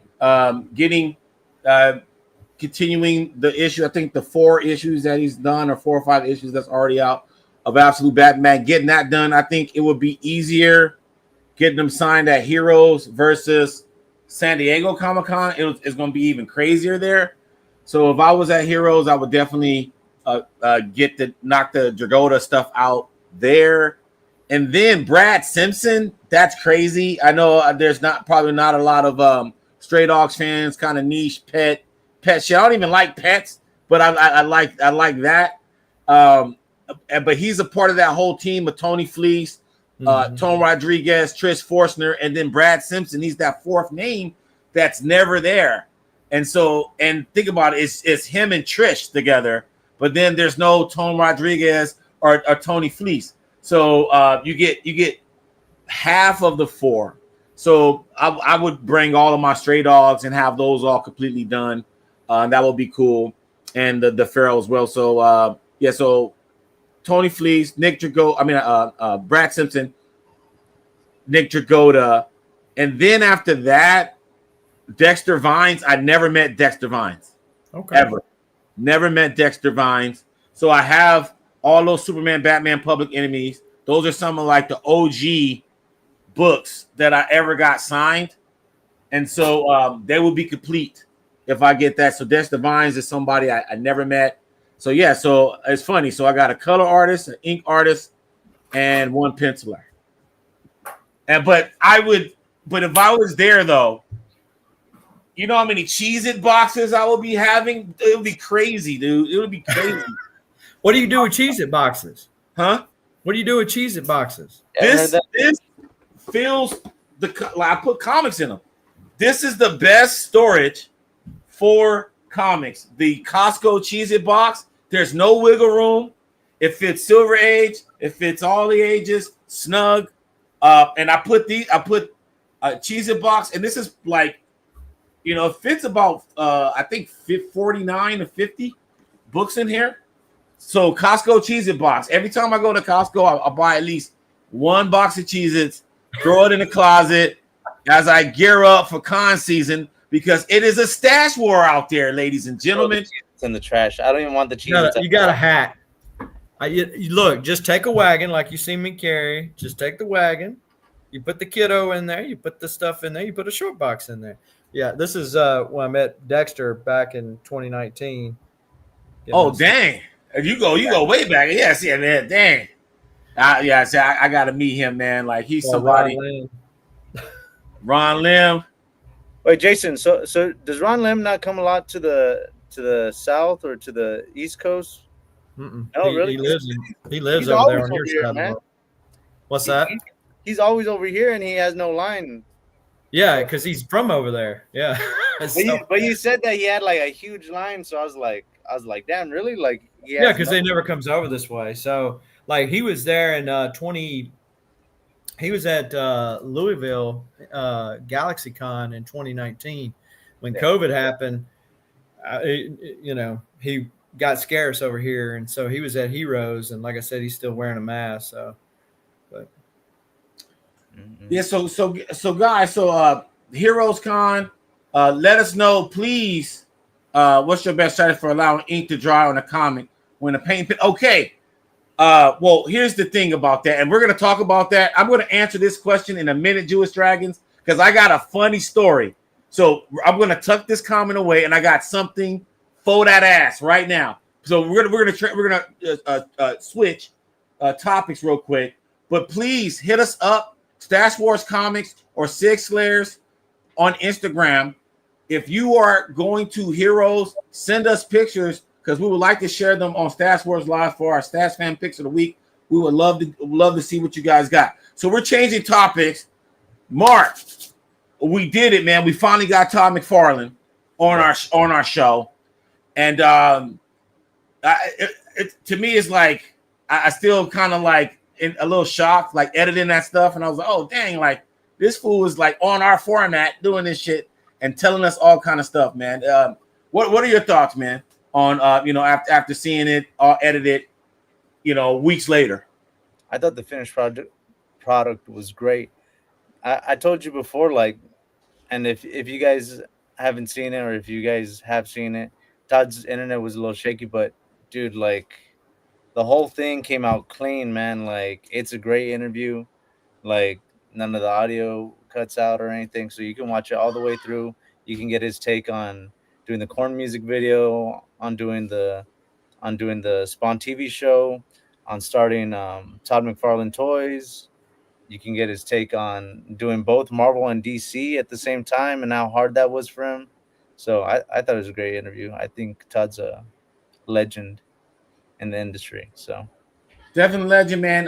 Just want, like, it's full circle for me. The first thing I ever did on YouTube was about Todd McFarlane back in 2020, and I actually wanted to show a little clip on it real quick, because there was something that I mentioned about this era of 1987 and 88, where Todd was drawing Spider-Man and Hulk, Detective Comics, the cover for Batman 423, ASM 298, 299, 300, like Hulk 340, like all during this time. And I'm like, dude, this dude was like killing it. He was like having like a Jordan-esque 88, because like Michael Jordan had a crazy 1988 too. So I was comparing Todd McFarlane to Michael Jordan in 88, because he was doing things that we probably haven't seen since Kirby, really, to be honest with you.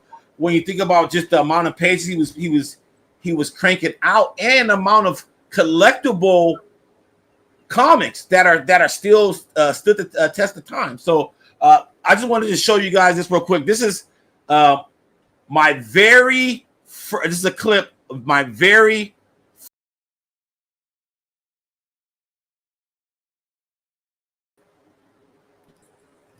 there we go. My very first YouTube video. This is a little clip. I just want to just show you guys what I'm talking about. Then we're going to get to Todd. I just want to show you guys this real quick. Told me, this was last year, 2019 Comic-Con. He said that he was drawing Spider-Man at the same time he was drawing DC Invasion, Alien Alliance. And it blew me away. And then when we're preparing for this particular show, when we're getting the timeline all together, and we were like, wait a minute, he's been on Marvel for a hot minute. And then when DC Invasion dropped, that dropped toward the end of the year of 1988, and he did book 1 and book 2. So DC Part 2 of Invasion, that's actually Todd McFarlane's last work with DC, official work with DC, and he was double dipping then, because by the time we get to Amazing Spider-Man 316, he was already done. So he was in the middle of Spider-Man, in the thick of Spider-Man, in the prime of Spider-Man, when he was finishing up DC Invasion. So yeah, so I was like, yo, this dude is the shit. Like, he was doing all of those cool comics that you guys saw. He was doing DC and Marvel at the same time. So that era was dope. And so shout out to PDOT's Comics in Pasadena, who suggested that I get DC Invasion signed. And then that led the whole conversation when I saw Todd. And then that's when he was telling me about he was doing Spider-Man at the same time as DC Invasion. Now, you guys heard my take, and I was, very superlative about what Todd McFarlane was doing during that time. I want you guys to hear what Todd McFarlane said about what he told me. This was last year, 2019 Comic-Con. He said that he was drawing. I hate that it keeps kicking us out. Here we go. So here's the Todd father about saying, commenting about that same time. DC project was DC Invasion's book 1 and 2, the first appearance of the metahuman. During this time, you signed this book for me. You said during this time, it's like 87, you was doing Spider-Man and DC Invasion around the same time, and I'm trying to figure out how the hell did you do it? No, it was actually crazier than that. I was doing Spider-Man bi-weekly and doing it. So let me tell you, because I remember that time, because it was a moment of clarity at some point. I was doing like the double-sized Invasion book, and I was doing 2 Spider-Man books, right? I was pushing out, normally you do 20 pages. I was pushing out close to 100. Here's what I'll say. I became aware at that point that all the work was suffering somewhat, right? I couldn't put my heart into any of it because I was scrambling to get so many pages out. And so I did it. But I vowed that I'd never put myself in that position again. I learned that when I added too much to my juggling, the work suffered, a little bit of your health suffers, your personal relationship suffers, everything goes down a notch. And I just go, I won't do that. I won't do that to the people that I care for. I won't do that to myself. And I'm not going to do it to the fans and give them subpar work. So that was a big wake-up call for me. So you heard it from the TODD father, man. That shit almost killed the kid, man, back in '88. And and so the reason why I kind of extracted those 2 clips was because it's like I found out in all these interviews that a lot of the things that we romanticize is just ho-hum to these guys, right? And a lot of times, a lot of the stuff that we like, you're dead inside, sir. I love that. But yeah, I think that a lot of people romanticize the stuff that's just like their jobs. Like what were you thinking when you did that Hulk 340 cover where you did Wolverine, where you had Hulk and Wolverine's claws and stuff like that. And oh man, I remember I was at 7-Eleven when I bought that. And all of these nostalgic feelings come out, and then this dude, he's like, man, I'm doing covers, I'm doing 100 pages in a month. He's having meltdowns. But I think because you gotta put it this way, he wanted to do that stuff. No one held him, and said, hey, do this. And here's something that's funny, man. I mentioned I compared Todd to Jordan. But really, who's the Michael Jordan of comics when it comes to comic book art? Kirby, right? Yeah. And they were all during the 80s. There was some thing going on where they were trying to do what Kirby did and was trying to crank out what Kirby was doing with his output. Like Eric Larson said it when we interviewed, like so these fools were like running themselves ragged, trying to chase the king. Yeah, I love that, man. And so he said, I'll never do that again. But I think when you strive for greatness, great things happen. And think about it, man. His first Amazing Spider-Man issues, right? They're keys to this day. All of those Hulk issues, they're keys to this day. And he might not really, have fond memories of it or whatever. But as far as what his contribution to the actual comic book community and just the legacy of comic book art, I think, and the legacy of Marvel, I think that period, 5 years later, I did that clip in 2020. 5 years later, I still think the same about him, but I just found that it's funny that he looked at it in a completely different way, where he'd be like, you could tell that after that period, that was a defining moment in what he wanted to do as far as his career, because he was still well into Marvel at that point. But you saw how strategic he was with his Spider-Man and when they did the renumbering from Amazing Spider-Man to Spider-Man #1, he talks about that and bragging out how he owns the record as for a major publisher as a writer and artist to break the record, and then also to have his creator own record. So like he strategized, and I think that period of 87, 88 was like his, fighting in 10 times gravity to really be where he needs to be to really take over. I honestly think that all of Todd's whole career was like planned out by him, where he had goals, and because you can't just do all this stuff coincidentally, and you got to kind of be kind of maniacal and egotistical to do the kind of things that he's done.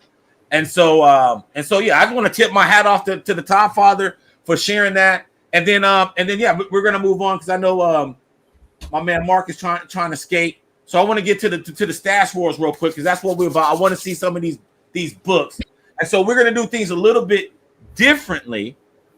Well, we normally go kind of one by one, but this week we're gonna go one onslaught at a time.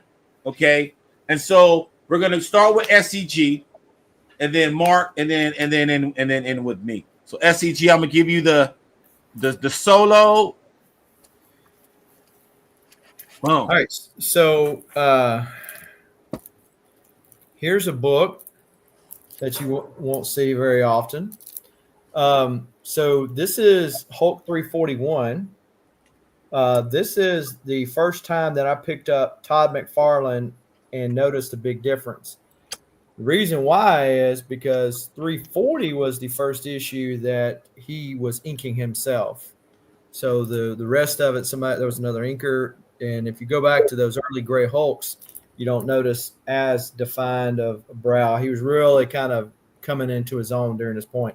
I remember picking this up in a dollar store 3-pack, and so that's why this book means a little more to me. Not that this one right here doesn't mean anything. There we go. So of course this is a Mark Jewelers, obviously more big of a key, and they talk about like your lasting impact. His books have more homages to them than any other covers out there, bar none. ASM 300 is the most homaged cover. That's him.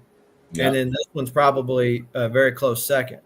So, I mean, when you can do a cover that's that memorable that sells other people's covers, you know you got it.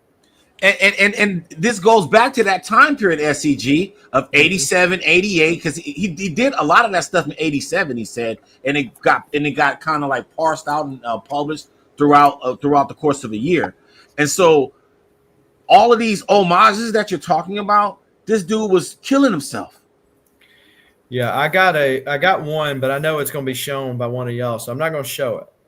So I'm going to instead show this. You got to show it. No, I'm going to let y'all show it because I'm going to go for no duplicity. Okay. Okay. I like that. All right. So here's one. What if they don't bring it out though? What if one of us doesn't bring that book out and you miss your chance? I think it'll be criminal if either two of you do not bring this other book out. Okay. It's going to come out. So this is one. People are like, wait a minute, that's Rob Liefeld. This is true, but look who the inker was. Yeah, McFarlane. Yep. And so when Rob Liefeld talks about this on his podcast, like when people say when me and Todd get together, it's just like a totally different other person, and it was for me. This is the second print because, as some of you have heard the story, my first print that was signed multiple times got lost. But this was the book that I got back in the day, which is the 86. It too was inked by McFarlane. And so, yeah, this was the big book that I picked up in a comic book store in Hattiesburg, Mississippi, because I couldn't afford this one back then, or the first print. This was the one we had to go with. But and then one of my favorite Cable Wolverine covers, again, inked by Mr. McFarlane. And not one for the big keys, but this is one of the few sideways issues out there. And as you notice on the cover, bye, Todd. Yeah, that's the one where he said he's done, right? Yep, this was it. And it all changed. And so, and that was the other thing as he evolved as an artist, and a writer for that matter, because let's be honest, the Spider-Man, like the Calypso, where it started with Spider-Man 1, wasn't the best story. I like. Did you? Okay. I was a kid when I read that. So but the art blew my mind. So it's like I wasn't even looking at the story. I was just like, art is just insane. But like when he started getting to the Morbius, where 13 is the issue where he homages his homage with the black suit costume, and then 14 is the issue with Morbius. It's like he was starting to come into his own, and then he's like, "Screw it, I'm out. I'm going to go do my own thing. I done made Marvel enough money." And again, hats off to him because he stuck by his guns after all these years. When the other ones, Jim Lee included, went back to the big two for the money, Farlane said, "I don't care. I'll go to bankruptcy," which he did, which is a different story. He's still going to go with his creation and now his toys. So, but yeah, that's I'm not going to show that other cover because again, this one right here. But I know. So keep it nearby. That guy. You're betting that Mike has it. Oh yeah, he's got it. Okay. All right, Mark, you ready? Yeah, because mine's kind of concise. It's kind of a lot of the one series. So okay, I have my series of Amazing Spider-Man that Todd did. First one, 298. And the first cameo. Well, there's 2 cameos before of Eddie Brock where he like pushes him in front of the train and he grabs his leg. But we're not really. They said that that's supposed to be Eddie Brock. But this is the first time where you really see him like full form, full body, talking about Spider-Man.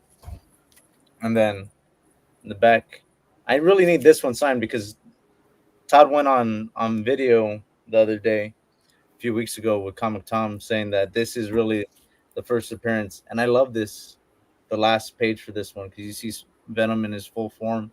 With this was $2.99 or that's $2.99? $2.99. Yeah. With his straight teeth, I love that Venom look where he doesn't have the jagged teeth, where he has like a straight cut of teeth, So I really love this issue. I love that pose that he's doing at the end. And then I got 300. I think this was the first book I ever got signed by Todd. It was the first year that Comic-Con really came back after COVID. I was working security outside of Comic-Con. Hey, hold it so it's not glaring. There we go. And I saw some old guy coming at me. He had a mask on, and I was like, that's TODD MCFARLANE, man. I was working security. I had my books on my back and everything. I had them with me. Oh, stay ready, so you have to get ready. And so I saw him, and I was like, hey, Todd. I was like, 1, can I take a picture with you? And then I was like, 2, I got my books on me. I was like, can you sign these? and it was cool. My supervisor was cool. They didn't man, I got something signed at the Super Bowl, and they kicked me out. So that was nice because I got to go to school the next on Monday. And then, but this one, my supervisor was cool. And he's like, who was that? And I was like, TODD MCFARLANE, man. And he's like, oh, I know that means a lot to you, and whatever, So, and then this one I bought on Amazon back when a lot of people, Amazon didn't have a lot of restrictions, and it was kind of like eBay, and people could just sell stuff. So this one especially means a lot to me. 301, not signed. Homage of homage, like Spider-Man 1 and 13. All this the same period that I talked about. The stuff that you're showing is early.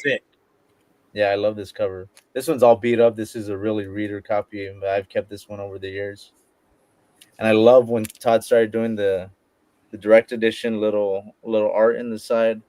I really don't care if it's newsstand. I really like not this one. This one's whatever.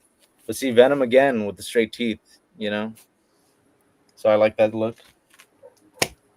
And the Venom with the jagged teeth, this is the first time where he's really kind of like that. I like these direct editions, little art that he put in there. Yeah, that's one of my favorite covers. Like 423, Batman 423, man, I'd rather have the direct edition than the newsstand. I have the newsstand one. I like the little art on the corner box. This one, I love this cover too. I like that. You got a Todd on that one, huh? Yeah, dude, I love this cover, man. I don't know. For some reason, I think I like this one better than I like this one. So They're both dope. I don't see that one as much signed, the one you have right there. I see the 316 all the time, but that one right there is fire. That's the last one I got. I got the Scorpion issue. I love that little scorpion on the side right there. So just Amazing Spider-Man's for me. So you're still betting? I like that. You're still betting that Mike has the book? Yeah. Or did you show the book? Did he show the book already? No, he didn't show the book. Oh, okay. So it's still out there. Okay. Well, here we go. You don't have Let's see. I hope I don't disappoint you, SEG.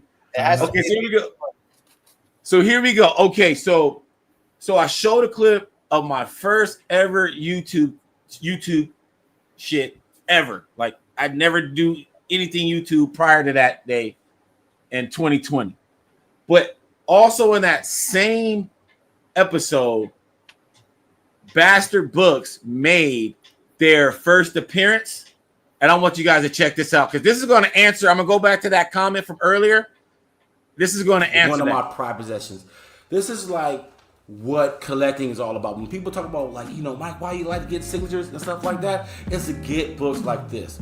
Books like this tell a story. Stash fam, wouldn't you want a book exactly like this, signed by Todd McFarlane? What would you do?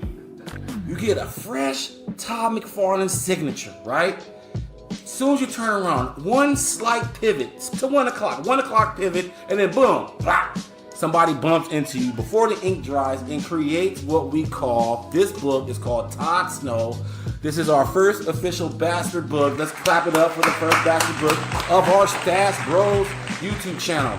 This is Todd Snow right here, ladies and gentlemen. You gotta let those paint markers marinate. If you got an ink marker, let it marinate. Don't put it immediately in the bagging board either. Like, let that thing marinate, let it dry, and be cool with it. If you got to meditate with it, let it marinate. What would you do? And there it is. So here we go. I'm going back to that question. Let me find it.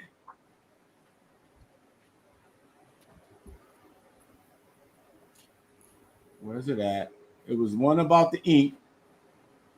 It's Jewish Dragons, right? Jewish Dragons asked it. Oh, I passed it. Thank you. About paint markers? Yeah.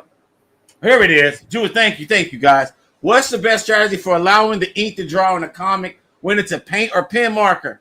I said it on my very first YouTube. Let it marinate, okay? You got to have to meditate with it to let it marinate, okay? Like, and here's the other strategy, Jewish Dragons.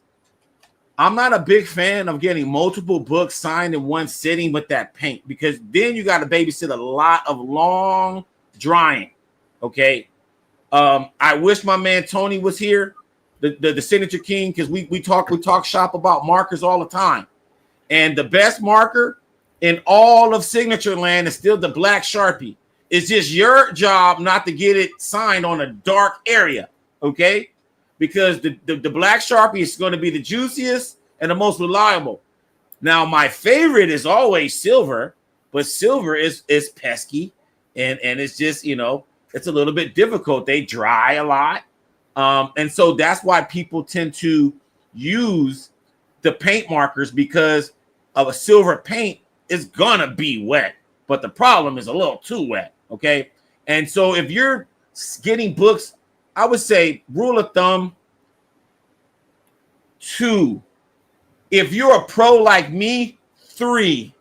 But if no more than 3 with the paint markers in one setting, man, because then you're asking for a disaster. Now, I do give the Jim Lee signings credit when he does the signings at Baltimore and stuff, where they have them laid out on like a foam board, and you can go, there's like a resting area, it's like a triage for books where you can go and like let your books rest. But most things aren't like that. But I would say rule of thumb, if you're using the paint markers, you got to let it marinate, man. And you have to understand that it takes minutes, sometimes more than 5. The bigger the signature, the longer the wait.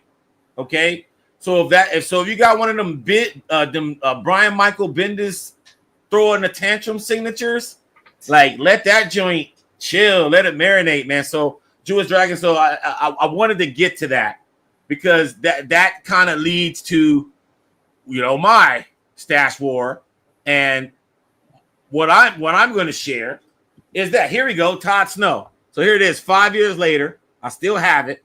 It's right here, you know.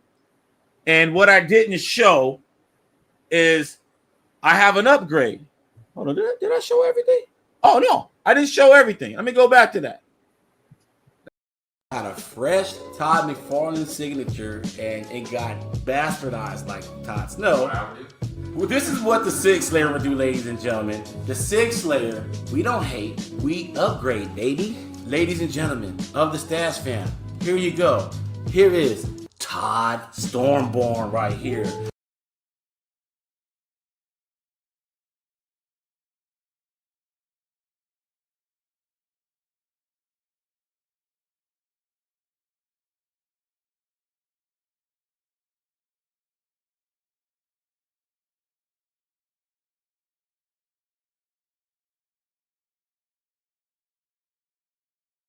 You guys that was definitely something that I needed to show. So it went from this, right, guys, Todd Snow, to Todd Stormborn. Now, since then, that was in 2020. Since then, I added Frank Miller and Greg Capullo on it. Okay, talk about a freaking upgrade, right? From this got bastardized in Golden Apple at a Venom signing, okay, in 2018. So I had to wait all the way to 2019 to Todd to get it signed again. But then in 2021, I got Frank Miller. And I believe in 2022, 2022, I got Greg Capullo. So tell me in the chat, you got Spawn Batman triple sign. Then I heard I could have got some other people on here that are no longer with us. So the first bastard on YouTube to this. So I just wanted to show that. But my stash war is going to consist of these are all my signed Todd McFarlanes. I don't have that much. And I want this stack to grow. But this is probably one of the smallest stacks that I have. So I want more. So I'm just going to go quick. Boom. Like I said, this is that same period that Mark was showing, right? This is that same period, 87, 88. These are Todd McFarlane's only Batman interiors, right? Of his whole career, right? I mean, if you don't count the Spawn Batman, but just DC stuff. And this is the most recent Todd signature I got at MegaCon, and this is signed by Mike Barr as well. So I got the whole set of these, right? I hate the glare. And I think my favorite cover is this one. I love this one. This one's sick. Alan Davis did number 1, right? Alan Davis did number 1. I got that signed by Alan Davis too. And then you got this right here. And you can't. I have an obsession. Is that guys. the book, Jason? Oh, there it is. Hold on. SCG. There it is. Is that the book, Jason? There it is. What I tell you? Ding, ding, ding, ding. There it is. So, boom. I got 2 of them. This one's triple signed. This one triple signed. And then I even got this sketch variant. This is from, I want to say this came out in 2022. And yes, Todd McFarlane did that. Did a little doodle. Show everyone the coloring error on it if they don't know. Oh, the coloring error. That's on the OG one. So the coloring error, he said that's another thing. You know, you guys probably know that he said he didn't like this cover very much because of the coloring error. Really? That little white spot right there. Oh, I'm talking about the red spot. The moon's not full. It's not a full circle. There's like that red spot. Oh yeah, right there at the end of his cloak, right near the top left staple on the staple. See the moon? Oh yeah, that too. That's another color in there. You're right. So there's 2. Todd showed me the white right there behind Batman. I didn't even know about that moon part. I don't know about that white part. See, And then here we go. This is the book in question, right? This is the first appearance of the term metahuman. This is DC Invasion Alien Alliance. This is the second to last, the penultimate DC book. This is the penultimate DC book, right? That Todd McFarlane did, and this is signed by Joe Rubenstein. I forgot one. I think I had this signed by Joe. I think in Frisco. So yeah, I got this, and I'm gonna get book 2 signed of this.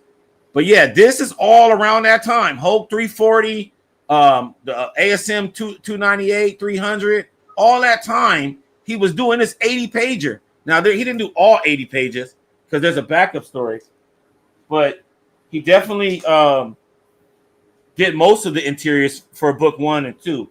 But book 3 he didn't do. And then obviously no one busted out. Did you bust out Spawn number 1? Mark, no, you did all amazing, right? yeah, all amazing. So yeah, so now I'm on my I'm trying to get Spawn 1 through 12 signed, and so this is the first one, obviously. And I had to get all those Batman ones. And so you guys know, Todd is tier 0. Todd is free. Okay. Unless you do those CGC signings, those facilitated type things. Otherwise, when you get him at a show, it's all chance. It's if you entered some kind of raffle or whatever. And so me, or at San Diego, if you just at the image booth early enough to get a wristband. And so that's how I got all my Todds. So all these Todds that you've seen here are just years and years of just raiding the image booth at San Diego Comic-Con. Okay. So that's the secret. I didn't pay for none of those. None of these. They've all been in person. So now that I'm done with the Todd DC stuff on my PC, now I'm moving to his Spawn stuff. So I got issue 1 and issue 1 and issue 3. And so I got to get issue 2, obviously. So the next one if I get a Todd signature in San Diego, the first book I'm going to get signed is Spawn 2. Just so, because my OCD, I got 1 and 3. I got to get 2 signed. But and this was just recently signed. This was at the we covered this at the he signed this at GameStop like a month ago or something. And what city was that?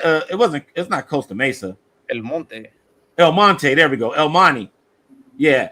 So this just got signed. So this is the most recent Todd Sig, and then this is the most recent Spawn Batman crossover, and this is the Jim Lee 1 out of 100 variant, and you got Jim Lee on it. Greg Capullo, I just saw Greg Capullo and John Galapian and Mega. They just signed that. Scott Williams signed it to put a little bat logo, and then Todd McFarlane. So yeah, this is like one of my favorite, like latest Todd books right here, especially being a Batman fan and a Jim Lee fan. So this one is a banger. And then lastly, this one here, which is I think 1 out of 50 variant, and this is Jay Fabok, and I'm a big Fabok fan. So this is Capullo, Todd, and then I got Fabok to sign it last year. So yeah, so I got how many Todd Sigs? 1, 2, 3, 4, 5, 6, 7, 8, 9, 10. I got 12 Todd signatures. But these 2 are my favorite right here. This one here because I actually decided to make YouTube content based off this freaking book because I thought it was a disaster. I thought I'd never get a Todd signature again after this happened. And so to get this and return to glory and get this, so miracles can happen. But this right here is just, and somebody said that they would have graded this, like got it verified and graded. Like that's crazy. That is insane. So yeah, guys. So that's our stash war, man. We talk about, Sharpie advice. We always talk about that. We talked about heroes, and I SEG, as I always say, man, shoot me some pics. I love, I'm gonna have to live vicariously through you at Heroes Con. And then we got our last topic here. Just real quick as we wrap things up tonight. This, 2 weeks ago we had Marv Wolfman. This week we had TODD MCFARLANE. Next week we have Fabian Nicieza, the co-creator of Deadpool. And this is going to be awesome. Yes, the co-creator of Deadpool. Yes. So what do you think about that, Jason? No comment. Hey, you better watch how you say it, because one day you're going to try to get Rob Liefeld on here. Hey, we are trying to get Rob Liefeld, man. We are trying to get Rob Liefeld. No, but these are things that Fabian said. He said that's fact. And he calls Fabian the script. What does he call him? The scripter. All he does is basically script what he tells him to. But whatever. I heard there's a guy in California somewhere that has a warehouse of 150,000 of those Spawn Batman books. Yeah. Are you kidding me? That's crazy. That is insane. I know people that collect a lot of the same issue, but that's just maniacal right there. Jeez. So okay, you asked the question, Mark. What are your thoughts on that? Izzy? Well, I've been yelled at Rob Liefeld about this, man. So so you're gonna shut up. All right. I've had some experience about it, but I like both guys, man. So I don't know. So hopefully they could find like some peace about it, man. But I think at some point they like they gained some ground in it together. But yeah, I think they're still both beefing over it. So see that's when the Marvel method go wrong. You know what I mean? Because then there's a lot of gray areas and stuff, especially when you're creating stuff. Because the same thing with Spider-Man, right? Like, it's the same thing about the creation of Spider-Man. And yeah, go if you talk to Steve Ditko and Jack Kirby about that stuff when they're alive, man, shit, the stuff they would said about Stan Lee, man. My thing is, here's my thing. Like, I don't know the backstory on how Deadpool came out. To be honest with you, I don't even like Deadpool. I really don't like Deadpool. But just off the fact that, okay, if something was published, and let's say, okay, the writer came up with the idea of the character, right? And had the name and everything, right? All the attributes, right? Even like what color, the color scheme, even all the way down to the color scheme. So that's how the writer had all that shit mapped out in the Bible, right? The artist still got to draw that shit and make it look fly. And so you cannot strip the artist from co-creation, period. I don't care what anyone says, especially if it's published, because these dudes got to slave behind these pages days and days and days. Okay. So that's my stance on the artist, right? Now, if the writer came up with the idea first, they're definitely the co-creator, because then it's like they came up with the idea. It's like, come on, like these dudes have to like make something intangible tangible. Okay, they can't draw, so all they can do is describe shit to death. Like when people talk about Grant Morrison and his scripts and all the subscripts and doodles and stuff, that's never going to make the page at all. That's just to convey what's going on in his head, because he wants to make sure some of that stuff makes it on the page. So if if a writer is going to that much length to make sure ideas get conveyed, they have to be the co-creator too. So the answer is both. You have to be. I don't care who came up with the idea first. If the writer needed the artist to do the concept art and to make sure that part got approved, great. Even if the writer had the concept, the silhouettes and all that, and then the artist used those silhouettes in the comic book, right, to make the story. Well, guess what? They came out with the first story doing that crap. Period. So like people don't know all the, oh, this is a prelim this and this is a sketch of this that. Like people don't care. They care about what they can get at the store or what they see on the screen. You know, all the behind the scenes stuff is for the hardcore connoisseurs. So like dead all that crap. They're both creators of Deadpool, period. Now, who came up with the idea first? If they want to argue about that, then that's a different story. But I believe both of their names on the first issue, right? Of the first appearance, right? Yeah.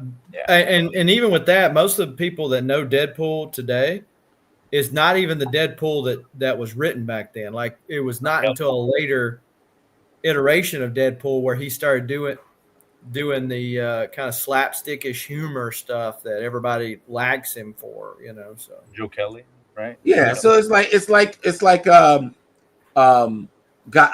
Gardner, right? Guy Gardner created the Silver Age, and then Joe Staten and Englehart fleshed them out, and became the guy that we all know and love, right? But they created that iteration, and they should get some credit for it. But you know, you still got to go back to the originators. There's still a Guy Gardner that was created back in those days, and he was a Green Lantern, and they took that and then expanded upon that character. That's what makes Steve Englehart so great. That's why we love comics. It's called continuity, right? Mm-hmm. So if we're doing continuity, you have to give the person that came up with the first idea credit. Like it's not rocket science, you know. Like, but I do agree that Steve Englehart and Joe Staten should get most of the love for Guy Gardner. You know what I mean? Because they fleshed those characters out. So I think that they deserve their flowers in that regard too. Anyway, what do we get here? Let's see some of these comments. Writers never get enough credit for the characters they create through words. The artist who gets all the glory. It's like writing a song unless you do it all, you didn't do it alone. Exactly. That's it. I'm glad I'm not alone in this, because I'm like we have to like embrace. It's called a collaboration for a reason, and yes, there's a conveyor belt like kind of process where somebody conceives an idea, but everybody plays a role in fleshing it out. Like even color, right? Like there's a lot of people that really scrutinize like some color artists and say like, hey man, they would rather see the art in black and white because sometimes the colors take away what the, you know, take away from the art. And then there's some color artists that really hit home runs, you know, and so it's just and add to the story. And if you took it away, it's not the same. And so it's just if you're good, you're good. And if you suck, you suck. It's that simple. But if it boils down to ideas and people coming together and creating ideas from scratch, you have to give everybody credit that played a role in that. And so if you start trying to, you know, act like one is more important than the other, that's when I start not liking, you know, the character in that. Because like think about the inkers, right? SCG, you're a huge art fan, right? And you know how much inkers played a role in the way the comics looked for dozens of, for decades. You know what I mean? And so it's up until recently where, because of just the way things are, where the artists and that whole team gets fewer and fewer, right? But ink artists, they played a major role in how a lot of our favorite artists look, and we got to give them credit, because sometimes I have some of my favorite artists where I would prefer them with certain inkers and not them ink themselves. You know, I like them better with the inker that I know them for from my favorite stories. And when I see them now, you know, keeping up with the Joneses today, it doesn't really hit it for me the same. You mean Traces? Exactly, man. Like, let's give these guys some love, man. Like, ink artists, like, so like I believe that the inkers deserve some credit in that look, man, because like it's like what Klaus Janson said, like back in those days, the editors were putting these teams together. They knew who to finish these products with that was going to sell. So like even the inkers, they were a selling point.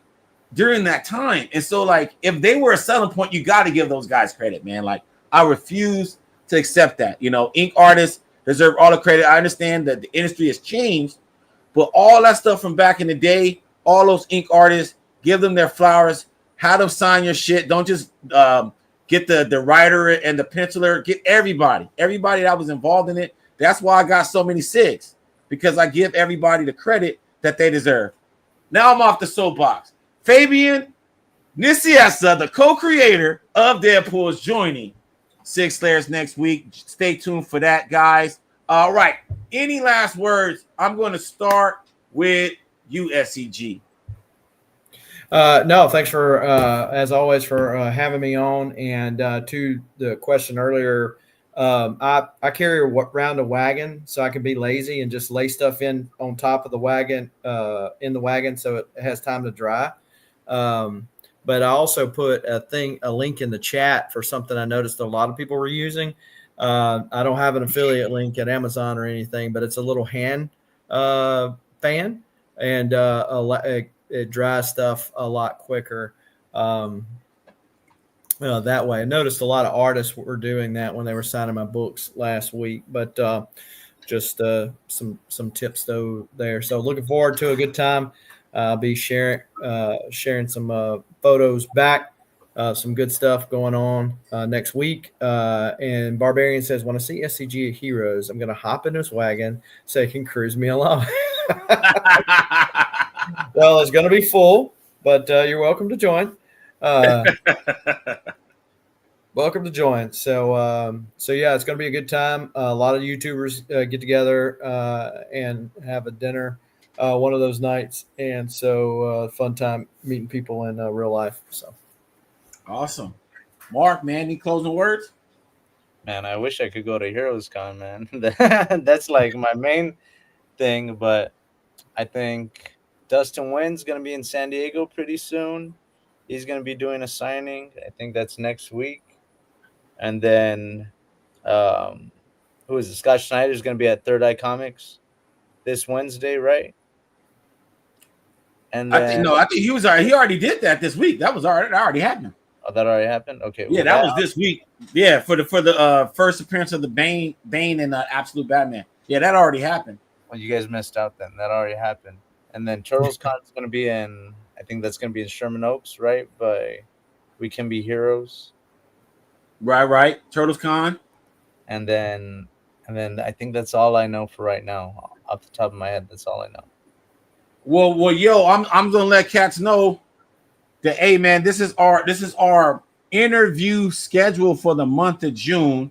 We had Mark Wolfman last week, Todd McFarlane this week, Fabian Nicieza on the 19th, and then rounding things off for Russell Donnerman on the 26th. And then just in time for Superman, we got John Bogdanov chilling with us, and this is the ultimate Death of Superman interview. Oh my God, we go all in Death of Superman.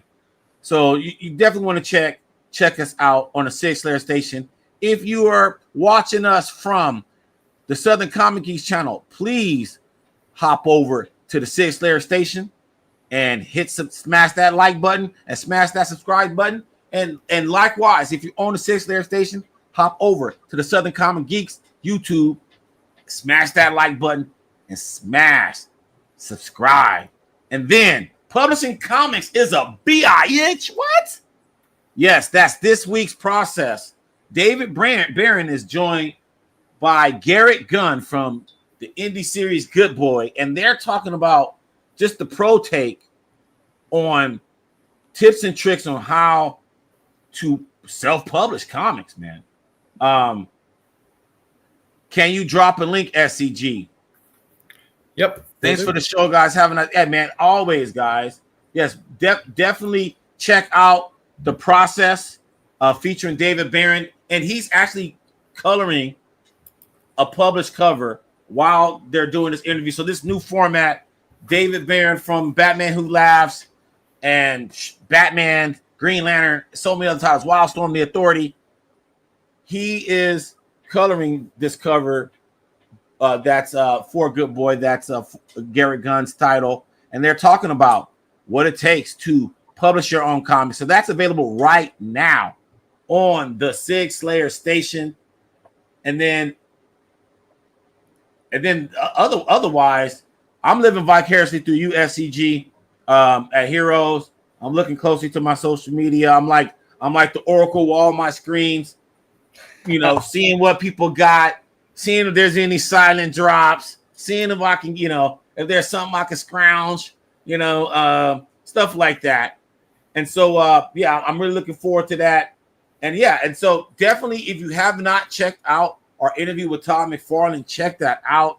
It is an awesome interview. It's been, just a thrill. Check that out. And then, and then also check out next week. We have more Doug Mankey animations.